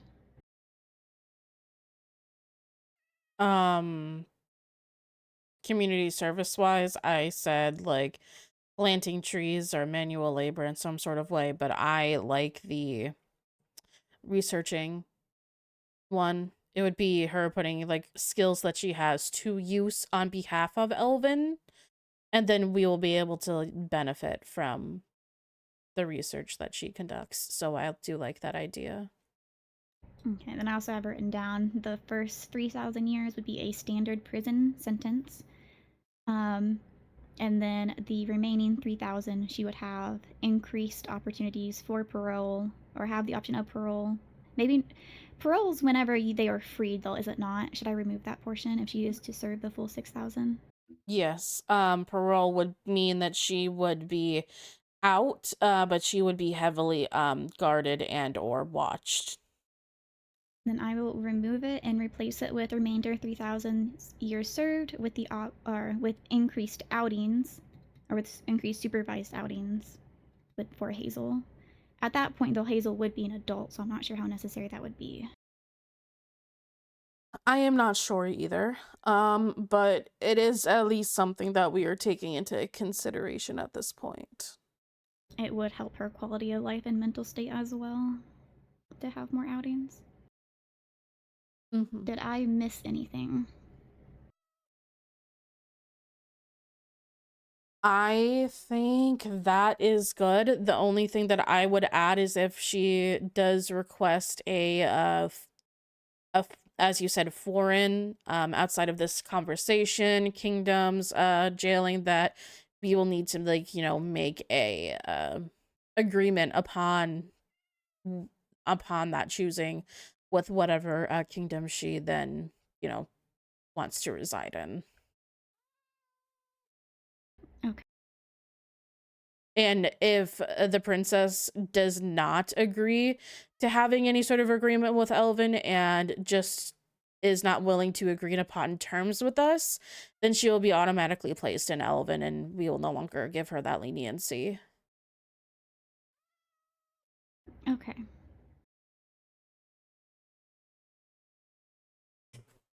I wouldn't recommend signing this book. I think this should be transferred over to a separate book, given the first section has a mixture of my opinions in there, because I wrote that when I was first informed. But yeah. We could definitely have the sentencing portion re-transcribed into a new journal and have that delivered to you, Prince Max, to approve. I was going to offer to go grab Book and Quill to transcribe over into. We can do it. I will just need to edit the formatting because I was kind of jotting it in a note fashion. I'll just get a Book and Quill for you. Hold on. The best part about having an ungodly amount of leather and stuff. Yeah, that looks fine. That looks good. Do you mind if I ask you to write up the official agreement for this? Just because if I do it, there will be spelling mistakes. I can. Mm-hmm. I don't want to hold up the meeting with me writing it, though, so I can definitely inform everyone afterwards when it is ready, and I can make, before I sign it, show it, and then we can sign it, or you can sign it, and copies can be made for those who desire one. Yeah. Which I assume would be you and Prince Max. Yes, and then from there on, I can go ahead and set up a time and or a place for that Thank you. for that hearing to be had, and then Ira will be made fully aware of everything that what is going to happen in terms of like her sentencing. But I will like to note that after this leniency that I am showing, if any other winters break any more of my laws, I will not be showing any leniency thus far. Oh yeah, you can execute them. Okay, thank you. I have dealt with too many winters breaking laws and then giving them leniency, and then they break the laws again. Then I have to execute them. So that's too much. Mm-hmm. So yes, no, after this, I am done showing leniency in any sort of way. So I just want to make that very clear.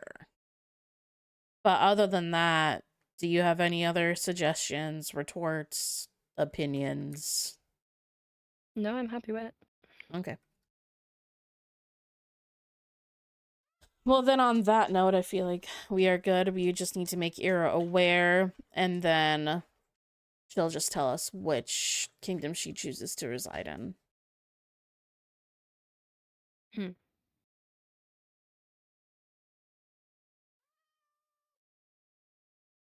Whether you want to be the one to do that or I can do that, either one is fine with me. I can let her know. Okay. That's fine. I will leave that in the hands of you then. Mm-hmm. But okay, other than that, I feel like that is all said and done. Unless there's anything else you wish to further discuss. No. Okay. Cool. Prince Max, I had telepathed in, so I did not write my name in the book. Would you like me to do so? No, it's alright. Okay.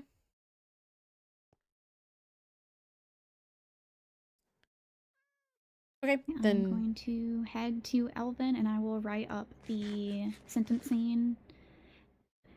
I feel it would be best for me to include the crimes he's being charged of in the sentencing. Is that all right, rather than just specifically having the sentencing? No, that's fine. That's all right. We can read it out whenever we do the hearing. But yeah, thank you for taking the extra time just specifically for this. I appreciate it. And I'm glad that we could come to terms with what we had, agreed upon. Of course. Mm-hmm. Yeah, but other than that, I'm going to be heading back to Elven. It's pleasing. Mm-hmm.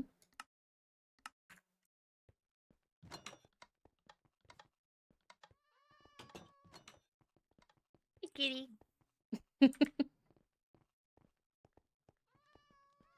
That's my favorite part about this place is all the cats. All the cats. Mm-hmm. They are rather cute. Truly. We should get some for the castle. I do have some cats in my room. We do? Mm-hmm. Oh. Run. Run. I need to put my name in here, don't I? Okay, don't run. Be on fire. It's not comfortable, I will say. 23. Oh, where do I? What? You have to take the book in order to sign it, and then it's God. really annoying.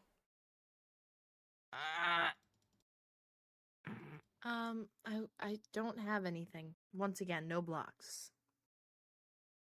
That's all right. Oh my god. I can't type. What's today? 11/3. Yeah. I'm just gonna put my initials because my full name doesn't fit. I just put MJ? Anna. Yeah. I'll put more then. I put Morgan and it didn't fit.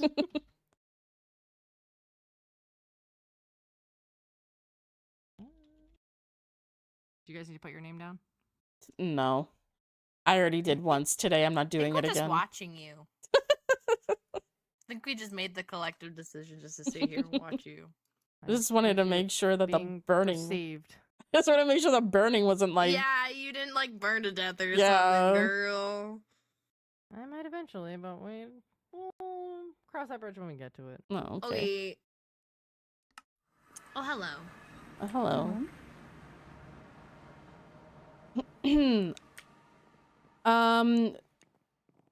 Before I walk off, is there anything you wanted to speak with me specifically about, Pink? Yeah. Why are there pillagers up there? What? There are pillagers up Oh. there. Oh. I Not probably really don't that. got There's this. actually there is something I would like to speak to you about, but Okay. it looks like there are pillagers. Do we have a raid or something? No, I think they're just there. Oh, okay. They just come here every once in a while. We don't know why, but we don't have any actual villagers like close to here, so thankfully we Oh. won't start an actual raid. Oh, okay. Well, Yeah. that's perfect. Mhm. Yeah, the thing I was going to talk to you about. Mhm. Do you mind if we go into a group? Yeah, that's fine. All right. I can make it, and the password is the same thing. Okay. I got it. Good job. I avoided bad omen as well because I knocked it off the roof. Okay.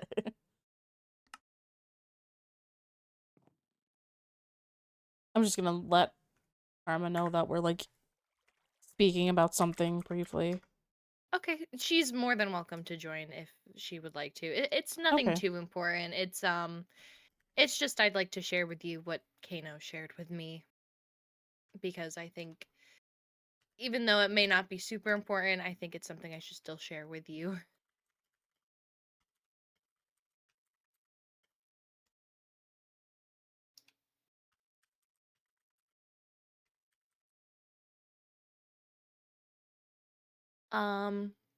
But yeah. I one, thank you for getting me that piece of information. It really Mhm. it made a lot of sense, especially with the note that Kano had seemed to have during the visit of the dead. Our suspicions were confirmed, Mm. at least from what this book says. It is from my heart of hearts, I know it is from my grandmother. Mhm. I assume when Kano passed over, something happened and she had given him something because I had asked for a sign. Mhm. And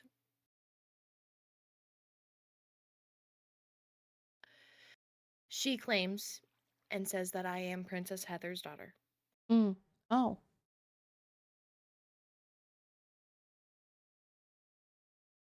She recounts being her knight, the second captain of the guard, Mhm.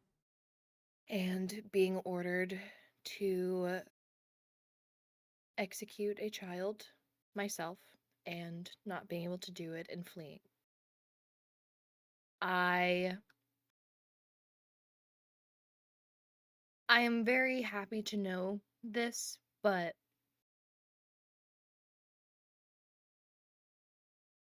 I don't Mhm. know. I don't care anymore. Is that really bad of me to say? No, like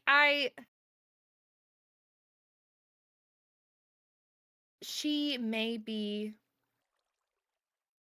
my mother, Mhm. but I don't know her. She doesn't know me. She tried to have me killed, for crying out loud. Mhm. And that I want none of that.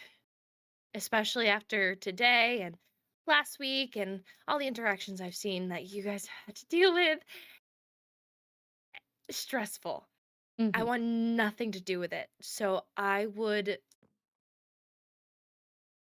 prefer that this information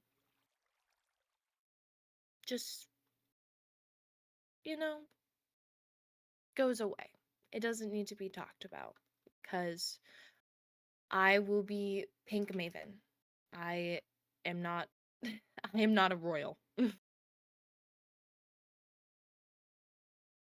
So I just wanted to be 100% transparent with you because I want no secrets between us. Obviously, you that's no. Right. I mean, that's completely understandable.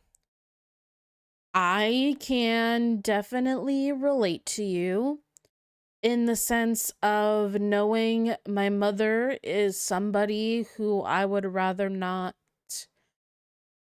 have information on. I would have been happy with staying in the dark about knowing my mother's whereabouts or her existence in total. What I can say is that if you do not want the position of heir, you do not need to have it. It is completely up to you whether or not you want to accept that or not. But I will say, just because your mother was who she was doesn't mean you are that. It doesn't mean that that is who you need to be if you ever want to uphold any sort of heir standing within the kingdom.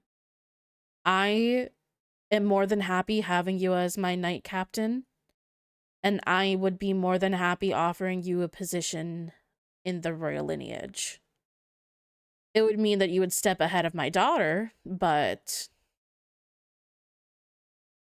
at that point, you would also be placed, if we go through with this merger, which I would also like to hear your opinions on after hearing all of that, but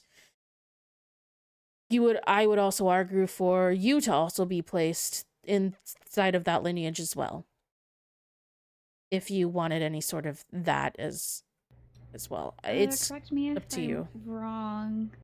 You're talking the merger and lineage. Are you referring to having her in line for princess after Dahlia? Because Dahlia isn't being placed after Morgan because of lineage. She's being placed after Dahlia because of me. Okay. Then that is fine. But if we don't go through with the merger... I would say in line for like Lady of Elven region, but it wouldn't be in line for Queen. Yes. That is from my understanding of the merger. That was her presentation of the sorts. That's the first time I was hearing it as well. I just wanted to clarify that because that's not how I interpreted that at all. Okay. Because if you had a right for the lineage of the queen, that would put all the winter heirs in line 2. That would put me in line 2. But all heir statuses, if they join the merge, would be revoked, and the only heir would be the chosen heir, which is Dahlia. Okay. Yeah.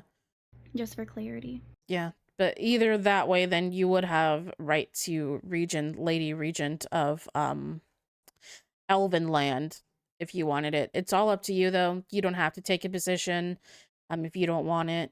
I just wanted to get the point across of, like, if you wanted it, you don't have to be her.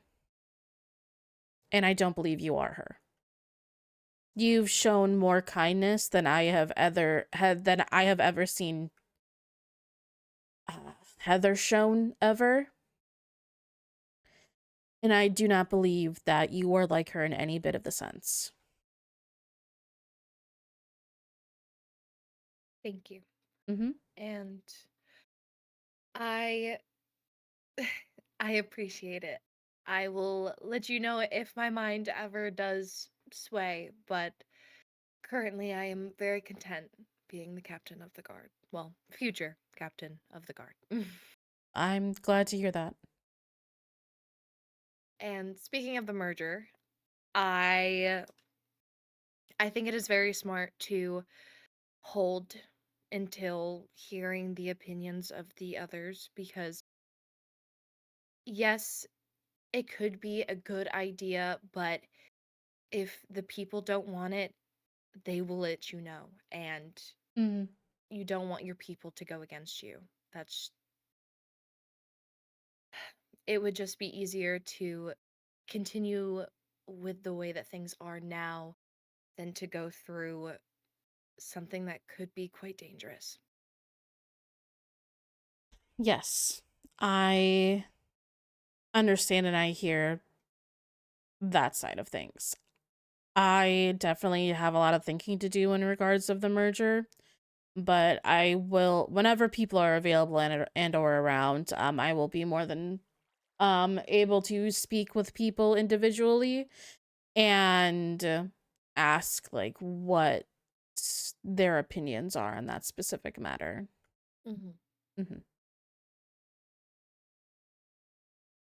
Yeah. Well, is there anything else you need from me? No. There's nothing else I need of you unless there's anything else you need to speak with me about. I believe we should be all set.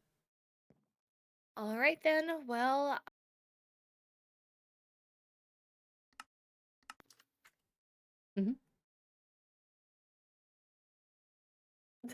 I will talk to you later. Have a good night. Yeah, you too. Bye-bye.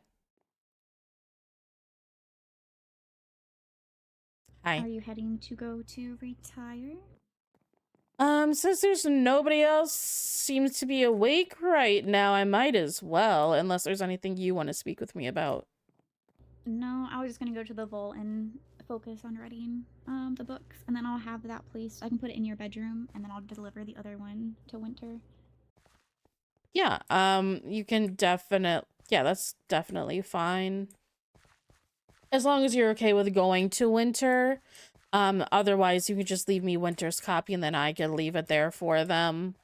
I don't see an issue with that. It actually, maybe I leave you both copies, but rather than you go and leave it, it's you take it and you and Prince Max look over it, and then both of you sign your names at the end to show this is the agreement, and then sign the books. Yeah, that definitely can be done. Rather, because I realized me putting an unsigned book in their mailbox, if someone were to check the mailbox and edit it, that would be an issue. Yeah. We don't catch the edit and when we sign it. So. Yeah, it definitely would be an issue. I did leave things in there. Who needs the Elytra licenses? The people of your kingdom. Not you specifically, but like Lucario. Lucario and Lillian. Lucario, Lillian. I don't know. Oh, I guess they're children. I think I've seen their children with Elytras. Yeah, their children would definitely need some. So yeah, just so that way they're not breaking laws. I'm just giving those out. I was gonna say, was I supposed to have one of these this whole time? No. No, the law, it indicates anything like mechanical or man-made. Nothing that's like natural, which is why Seraphs don't need one. Like at all of their people. If we did need one, we would need a lot more than those 3. Yeah. But anybody else within your kingdom who has mechanical wings, they could also have them. I don't know if there is, other than our children, but yeah. They don't have mechanical wings though. So I was thinking there would be me, Morgan, our children, and Fang. So that's 1, 2, that's 5. Yeah, no, it's... Then plus Lucario, Devi, and their children. That's gonna be up to 9. Yeah. Everyone in the realm of the Nether has some form of wings. Yeah, I will say I will take one back because you could just distribute those to Autumn and Willow then. Those 2, because I think I already left 2 in Lucario and Lillian's mailbox. I think I did. I'm not 100% sure on that though. Okay, I can definitely check on that before I retire to see if they're still there, and if not, I could just put the 2 that are here in there as well, and with a note that says for their children. Yeah, it's just because obviously Nimbus isn't gonna be holding that. The training fell through. I will say you can just put it on the responsibility of the parent to teach the children to use the Elytra, like how it is my responsibility to teach the kids to use their wings. Despite Cinder jumping off a roof and not using his wings. Yeah, do you want these splash potions back though? You can hold on to them, or I can hold them. They're on me at all times anyways. So I would go back to the lab and make a new batch and carry them to replace the ones you took. Oh. Oh, apparently I did have some. They just weren't splash potions. You know what? I carry splash on me personally in case I see you get caught on fire. I can just chuck it. Then I'll just give you regeneration and. I'll give you these back then. I'll take the splash potions.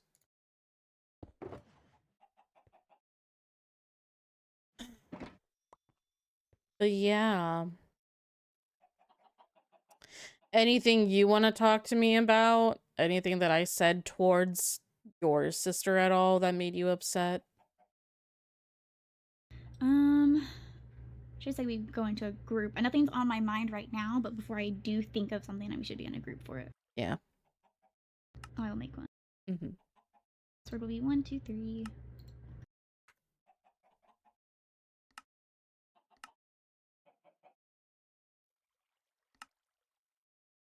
Okay.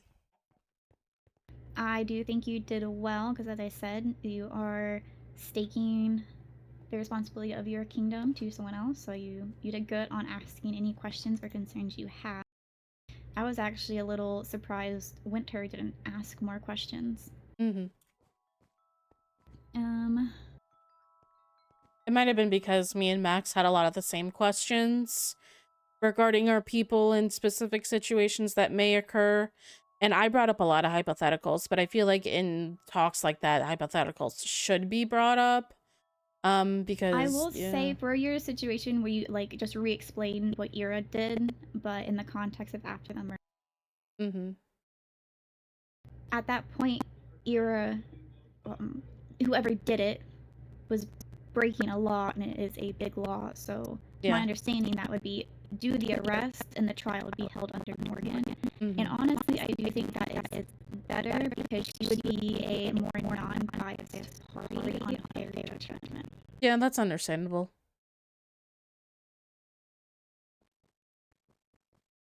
So that was just something that stood out to me. And I know the talk of knights not wanting to pick anyone except the people they already serve now. But at that point, I would assume that if the merge occurs, the knights would probably have to be re-sworn in to the new crown.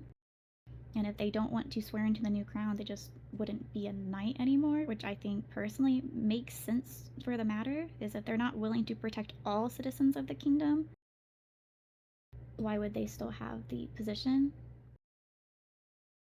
Because I fully expect any Netherian knights to go out of their way to protect you, or any current Netherian knights, or any to go out of their way to protect you and put their lives on the line to protect you, to put their lives on the line to protect Prince Max, or any of the Winter citizens. So, it's not like I'm trying to be hypocritical in it. I would expect that if our knights are going to put their lives on the line for the other kingdoms the other regions, I should say, that their knights should do the same. And if they aren't willing to do that, they just shouldn't have that status. There's always them being mercenaries rather than knights. There's them being maybe a guard rather than knighted. There's other options than being sworn in as a knight to a crown they don't want to swear loyalty to. Yeah, I will agree with you and Morgan on that point where if they sign up to do the job and we end up merging, they are more than willing to say, I do not agree with the merger. I do not want to serve under this specific kingdom if I am requested to. Therefore, they should not hold that position because they are signing up to protect. Be a knight. Yeah, or they could defect to a kingdom that is not a part of the merge. That is also an option, such as how we would be accepting anyone who wants to defect into the new kingdom as part of the merge. Let me think. Just to re-clarify, because we just had that confusion on the doc, but one of the articles was stated that current heirs would no longer be heirs. The regions would not have an heir. Yeah. There would be the lord or lady, but that lord and lady wouldn't have an heir to the throne. Because the heir to the throne, to start with, it's who the queen is designating, and then it goes by birthright, which is why it went to Dahlia and then Dahlia's children. And that was because I think you brought it up initially, and I followed up on it with her, was whenever she first brought up the merge idea when she came back, you asked about what would happen to Dahlia's status as she's been training really hard. And given that our two kingdoms have the closest relation and have had the closest relation for centuries, to the point you guys have a palace atop of the plane of the world that leads directly to our keep. Any portal that is built around here leads into our kingdom, directly into where our citizens reside. That is a very large sign of trust that predates us.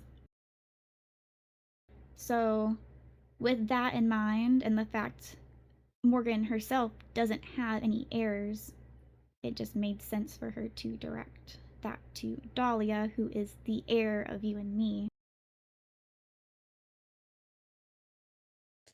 Yeah, I definitely agree. I will say that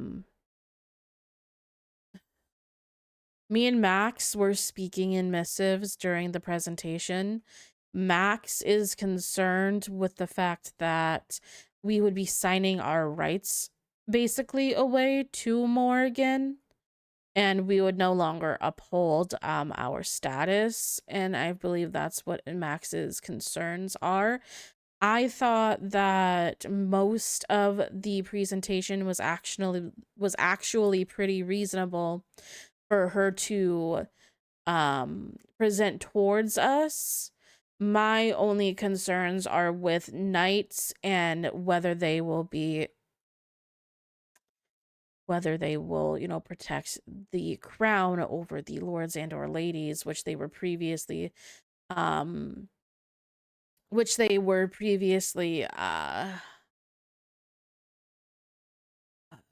to or served under. Max also did just state to me that all winters are against the merger, so I do not believe we will be having the winters as a part of the agreement. And that's their own choice to make, to be frank. She said to put it bluntly, but I don't really interpret that as you guys signing your rights away. You guys are still the highest status of your region as you are currently. You are the highest status of your kingdom. This is your region. You're not signing that away. I understand the knight concerns because you're worried about your protection, but that's why all knights that would join the merger should be swearing loyalty to the crown, because it wouldn't matter if they were formerly Elven, formerly Netherian. They all have an obligation to protect the citizens of the kingdom despite their origins. And as she mentioned, well, in any times of war, really, you have this castle now. There was the old Elven castle. When attacks are occurring, you don't spread out your forces, you don't spread out your people. You have people take shelter in one location and you defend that place as a bunker. So, as Morgan said, the guards that are with you, assuming the Elven, if you're in the Elven Kingdom, if, say, the Nether Kingdom is where they hold their ground, you and your citizens would be evacuated into, likely, the Nether Keep. And all the guards would be stationed right there. Or it would be in the Elven Palace. It would likely just depend on where the territory advantage is or where the easiest place to bunker down in would be, to be frank. But, like, obviously, if you have a knight beside you and there's an attack ongoing, no knight would just leave you. They would stand by you until you get to safety. They would stand by anybody until they get to safety, and if they don't do that, they don't deserve to be a knight. They're there to protect everybody, not just royalty. Yeah, that's understood. I did forget to ask her one question, so maybe you can go ahead and ask this for me if you're wanting to, but I just want to know why so soon after she has gotten back, she proposed something as of a merge, and I don't want the excuses because I sounded stressed. I was venting. But if everyone that vents. is her reason, because that could just very well be her reason. She came back and you vented to her, so she offered a solution to your events as I tried to. And it's not like her thought process was much different from mine. When you spoke to me, I advised when you were down the captain and advisor that having another advisor and the nether knight captain step in to help maintain order. Mm-hmm. She's just doing it in a more official, permanent case. And as the acting high lady, I wasn't going to suggest something permanent. Mm-hmm. So I don't. You think you might find it weird she suggested something so soon, but given the information she was being told in that moment, I do think that is a more extreme, but it's not unreasonable. Mm-hmm. Because you were worried for your kingdom's safety, and she had the means of protecting your kingdom. And so she was offering a way to protect your kingdom that benefited you and would benefit the Netherians by having us under one banner where everyone's needs can be met. Mm-hmm. And I don't want this to be like me talking at you, so if you have a conflicting thing, I'm here to go back and forth with you to hear all sides of things. Thank you for the read, Grass Boy. I am Netherian. I have been raised alongside Morgan all my life. So we might have different perspectives of things, but that's why I like to get other perspectives.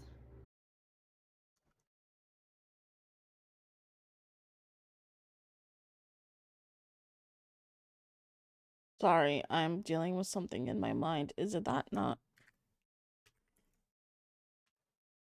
Hello?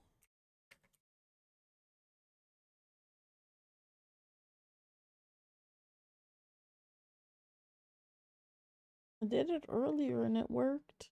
Sorry.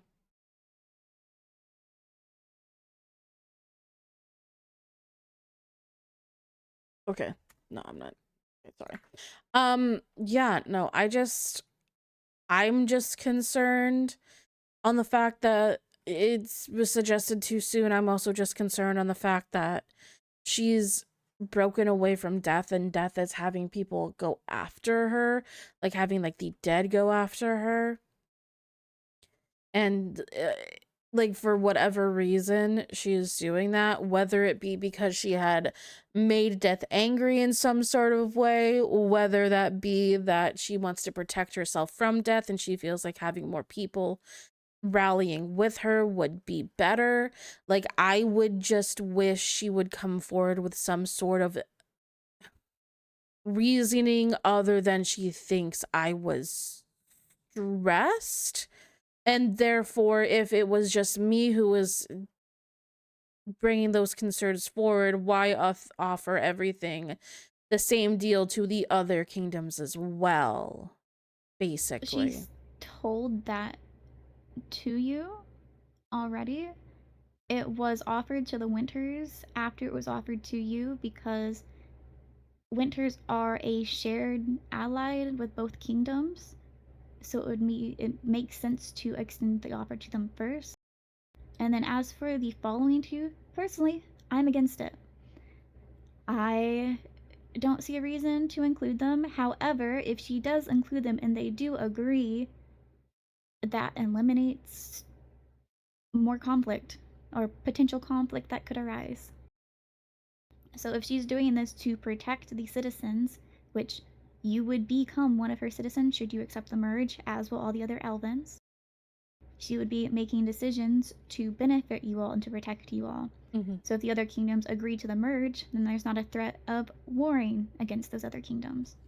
And that means if everyone's is in one kingdom under one crown and not warring against each other, your citizens are safe, your current citizens are safe, her current citizens are safe, and overall the new kingdom's citizens are safe from that threat. All Canons being united could better deal with the whole situation of Amara. I do think regarding death, maybe she is doing it because she's scared of death or something or another, because she said, I think she said death was torturing her. And she is obviously trying to avoid death because she left without permission, and death now sent the dead to look for her. I don't know the full extent of what she's been through, but she certainly let some of it out during that meeting. And if she thinks that this course of action is the best way to protect the citizens, then that is just what it is to me. Yeah. I mean, I would understand it if that was the reasoning, but I don't know. I felt in that specific instance, she wasn't being truthful with the questions I was asking her and the things I was just... I feel your questions started to pry into what happened when she was with Death. She hasn't even explained that to me as her sister. And I understand wanting to know, and I think it is necessary to know relevant things. But if she's been back from death, what has it been? Maybe a week now? And she, as she mentioned, if she was tortured, she has those scars on her face, you can see. And she feels that she has changed. There's obviously a lot layered onto that she might not want to expose herself bare to a room full of people watching her and ready to critique her. I mean, yes, I just state, like, I'm not, maybe some of my questions did go into that territory. Yes, but it was all came out to, like, the simple question of, did you kill Kaya, yes or no? With all of the information I laid out in front of her, with everything that the dead have told me, with what Kano had told me, with what Anthony had told me. Anthony stating something that he honestly has no, like, stake in whatsoever. If she did and she directly lied, I do find that to be a problem.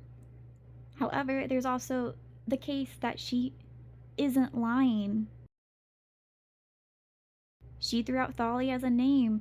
There's also the fact that shortly before Kaya died, Kano telepathed to her and died because he telepathed to her. Kaya already was starting to feel betrayed, and Kaya already felt her life was worthless. I've had that conversation with her. She felt her life was worthless. I was telling her to value her life more, and she was disagreeing. So as much as it may pain you to think about suffocation, Prince Max mentioned that she is not dumb enough to die that way, but that's to die that way accidentally. I feel like it could make sense if she was the one to do it, but you guys are latching on and saying you are the one that did it and not looking at the other options that might be possible. And as I said, it could very well be her. And if she is lying about it, that is a whole separate large issue. Especially when she was asked frankly in that meeting, because hiding it and lying about it is two very different things. Well, then But at this current point in time, she had to get defensive because she was being accused of something, and if she didn't do it, it's obvious she was going to go defensive on it. Well, then I hope she doesn't mind me having a conversation with my sister when my sister is available. Because I will be having some sort of conversation with Melody about this. I will tell her what happened. I will tell her the inner workings of the meeting and everything. I will state that I did accuse Morrigan of something, and I will be frank with my sister. So that is something maybe I should have brought up to Morgan in that moment to see if there was any further reaction I could get in terms of whether she was lying and or telling the truth, but that just states to be unknown at this point. And too many things have happened and lined up And too many things are too big of coincidences in order for me to believe otherwise at this point. But for now, I will give Morrigan the benefit of the doubt. Yeah, to put it bluntly, if she did kill Kaya, I don't blame her. However, the only issue I have is if she's lying about it. My issue is not if she killed her, my issue is if she was lying. So I do want to make that clear. Yes, it's clear. Just because I do think she had just reason to, even if it was an emotional act. Because you've also had emotional acts that could have led to someone getting killed, an example, the execution. Which I immediately regretted and wanted to rescind, but then my hand was forced into not rescinding it, so... You were set on it for that entire evening. And I feel like you would have done it had she not been able to escape. Probably. So in the case of if Morgan did do it, if she found out this information and had Kaya in front of her, able to kill her, if you were in the same position that night and Kaya was in front of you, I do feel you would have killed her. Probably. And I'm not going to deny that. And that's why I do not fault Morgan. If this is what occurred. I fault her for the lying, not the killing. I would also fault her for the lying and not the killing. I understand Kaya broke many laws within this kingdom. She needed to pay for the crimes she committed. Honestly, I should not have given in to Melody when I did and stated that she could become a spy master for us. If she is lying, I would, even if your citizens agreed to the merger, I would postpone signing it. I would work to rebuild trust first, and if the merger never comes to happen, it never comes to happen. Because if she did choose to lie point blankly in a meeting of that importance that has significant impact on all three kingdoms involved, then it needs to be redone. And trust needs to be rebuilt. I also just worry that if I'm not willing to bend the knee, succumb to whatever she is stating, I am also scared that there would be some sort of maybe retaliation and or implication to state that she will just go ahead and try to take over at that point. And I don't believe we could defend against that. I don't believe you could defend against it either. There's a good thing you are married to an Netherian heir. I don't think she would do it if I was very much opposed to it. Because it is, like I said, it's in the Netherians' best interest to keep elves closely aligned to us. Because your kingdom's land directly enters our keep.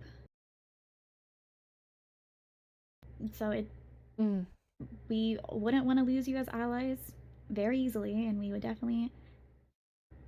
You do have power in the situation to an extent, but as you said, if she really wanted to force a takeover, she probably could.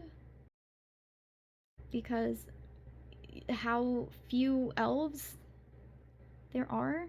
But I definitely think that route can be avoided and be a peaceful solution. I don't want it to hang over you like a threat, because I don't think she would, personally.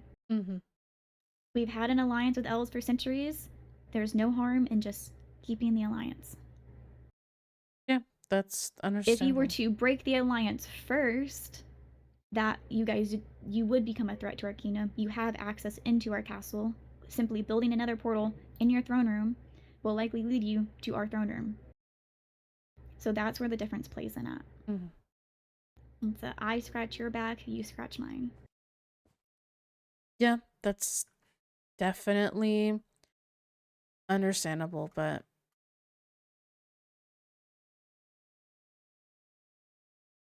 I don't mean to scare you with me saying that. That's not really how I meant for that to be interpreted, if that's how it was. Like I said, she cares about Melody, and I care about you.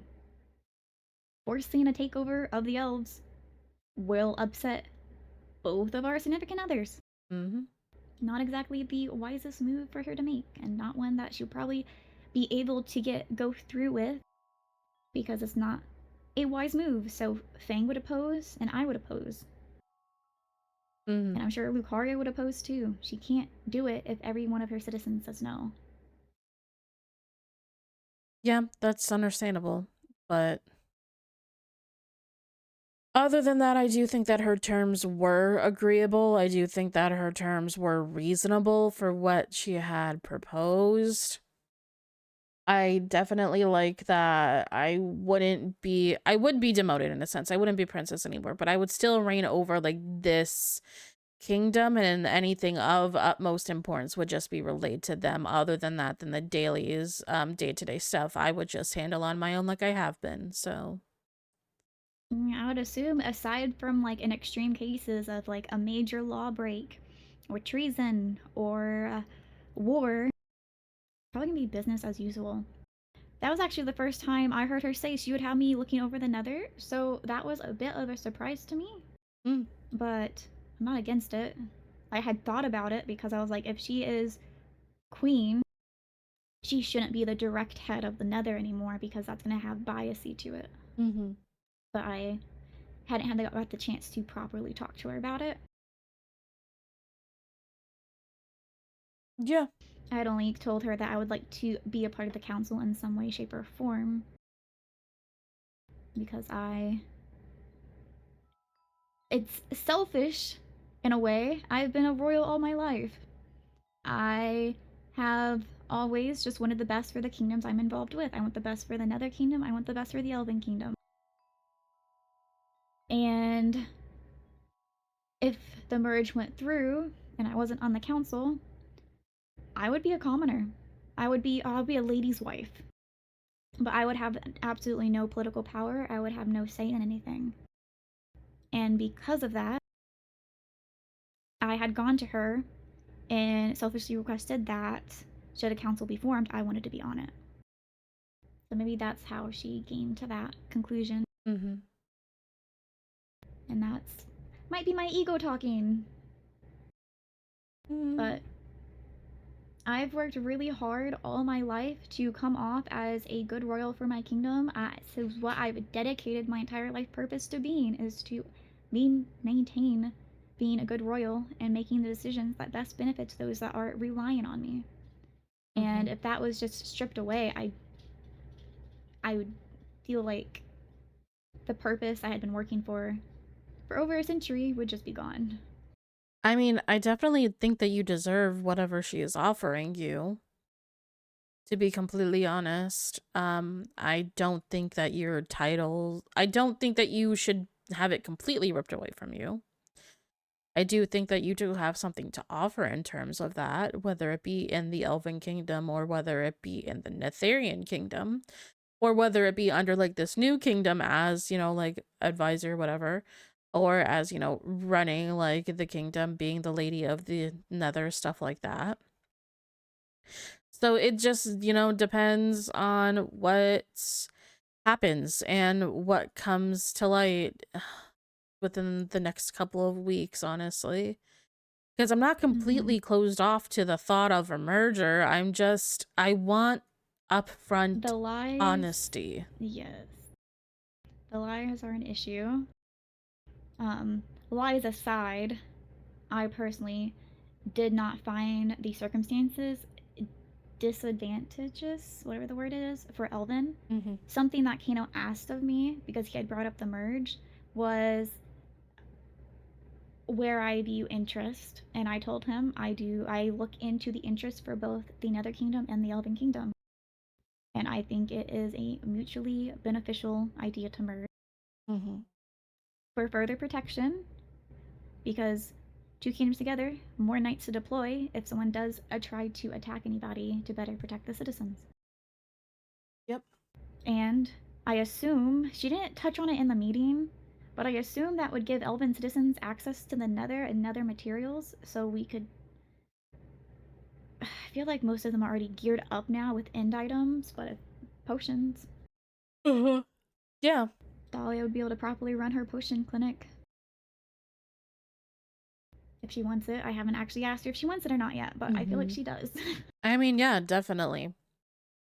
It's just whatever they go ahead and decide, honestly.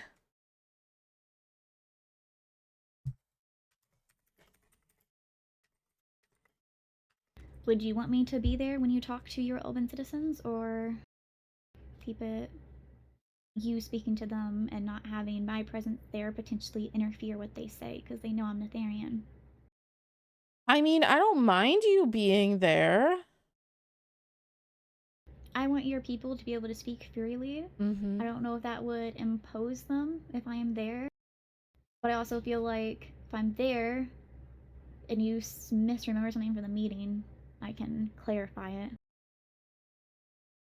I mean, yeah, I feel like that would be like a good reason as to why to have you there.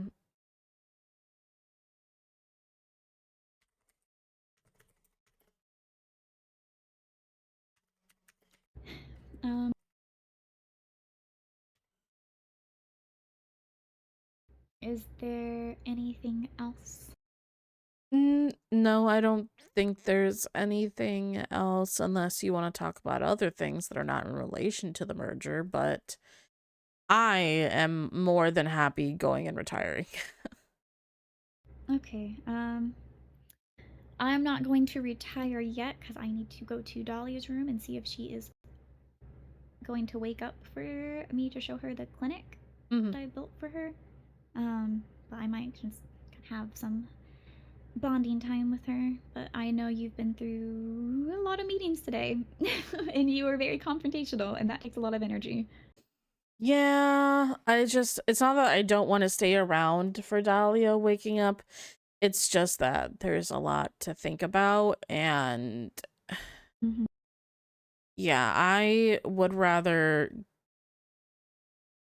go and rest and think on these situations, speak with my citizens, and then see what comes of that. And then from there, we'll go ahead and make any sort of decisions we need to make. Okay, well, good morrow. You cut out a little bit.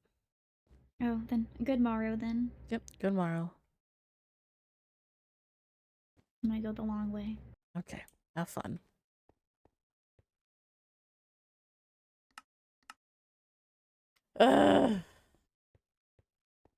There's so many things and meetings I have to talk about. I don't want to do it anymore. I hate this. Thank you for the drink, Oliver. I appreciate it. I don't know why that shadow didn't work. It worked earlier for Lucario.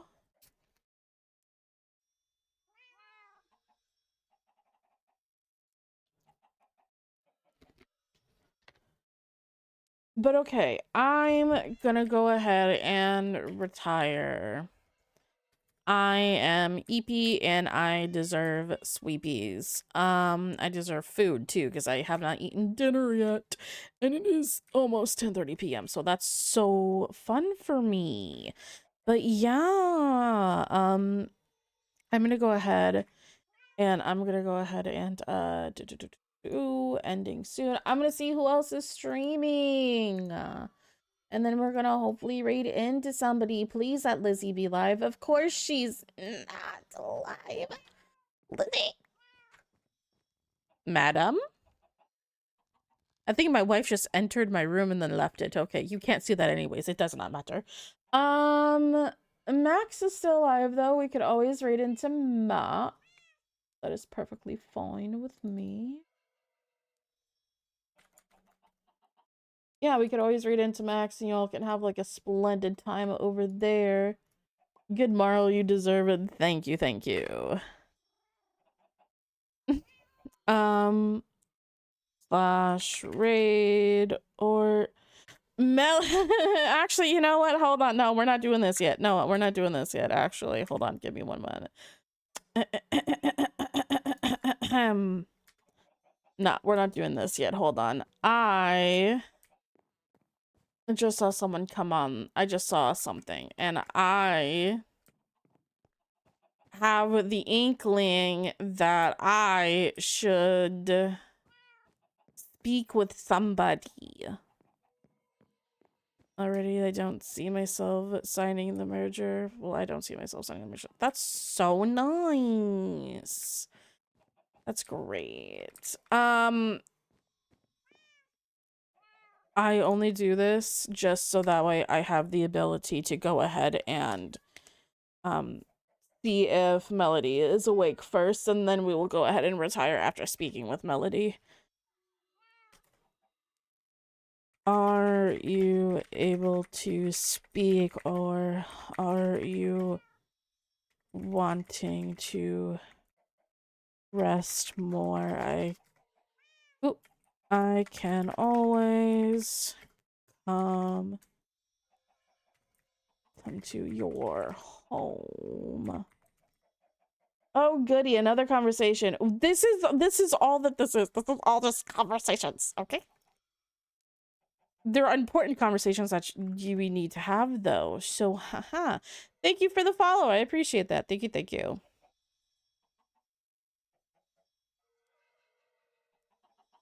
I'm gonna reword this. This sounds a little bit good morrow. Are you able to speak briefly, or briefly, or are you, oh god, you wanting to rest further? We don't need to speak today, but there are rather important things I would like to talk to you about before I retire.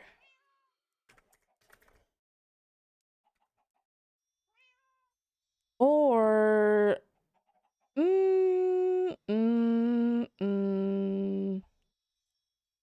important matters to attend to is better, lol.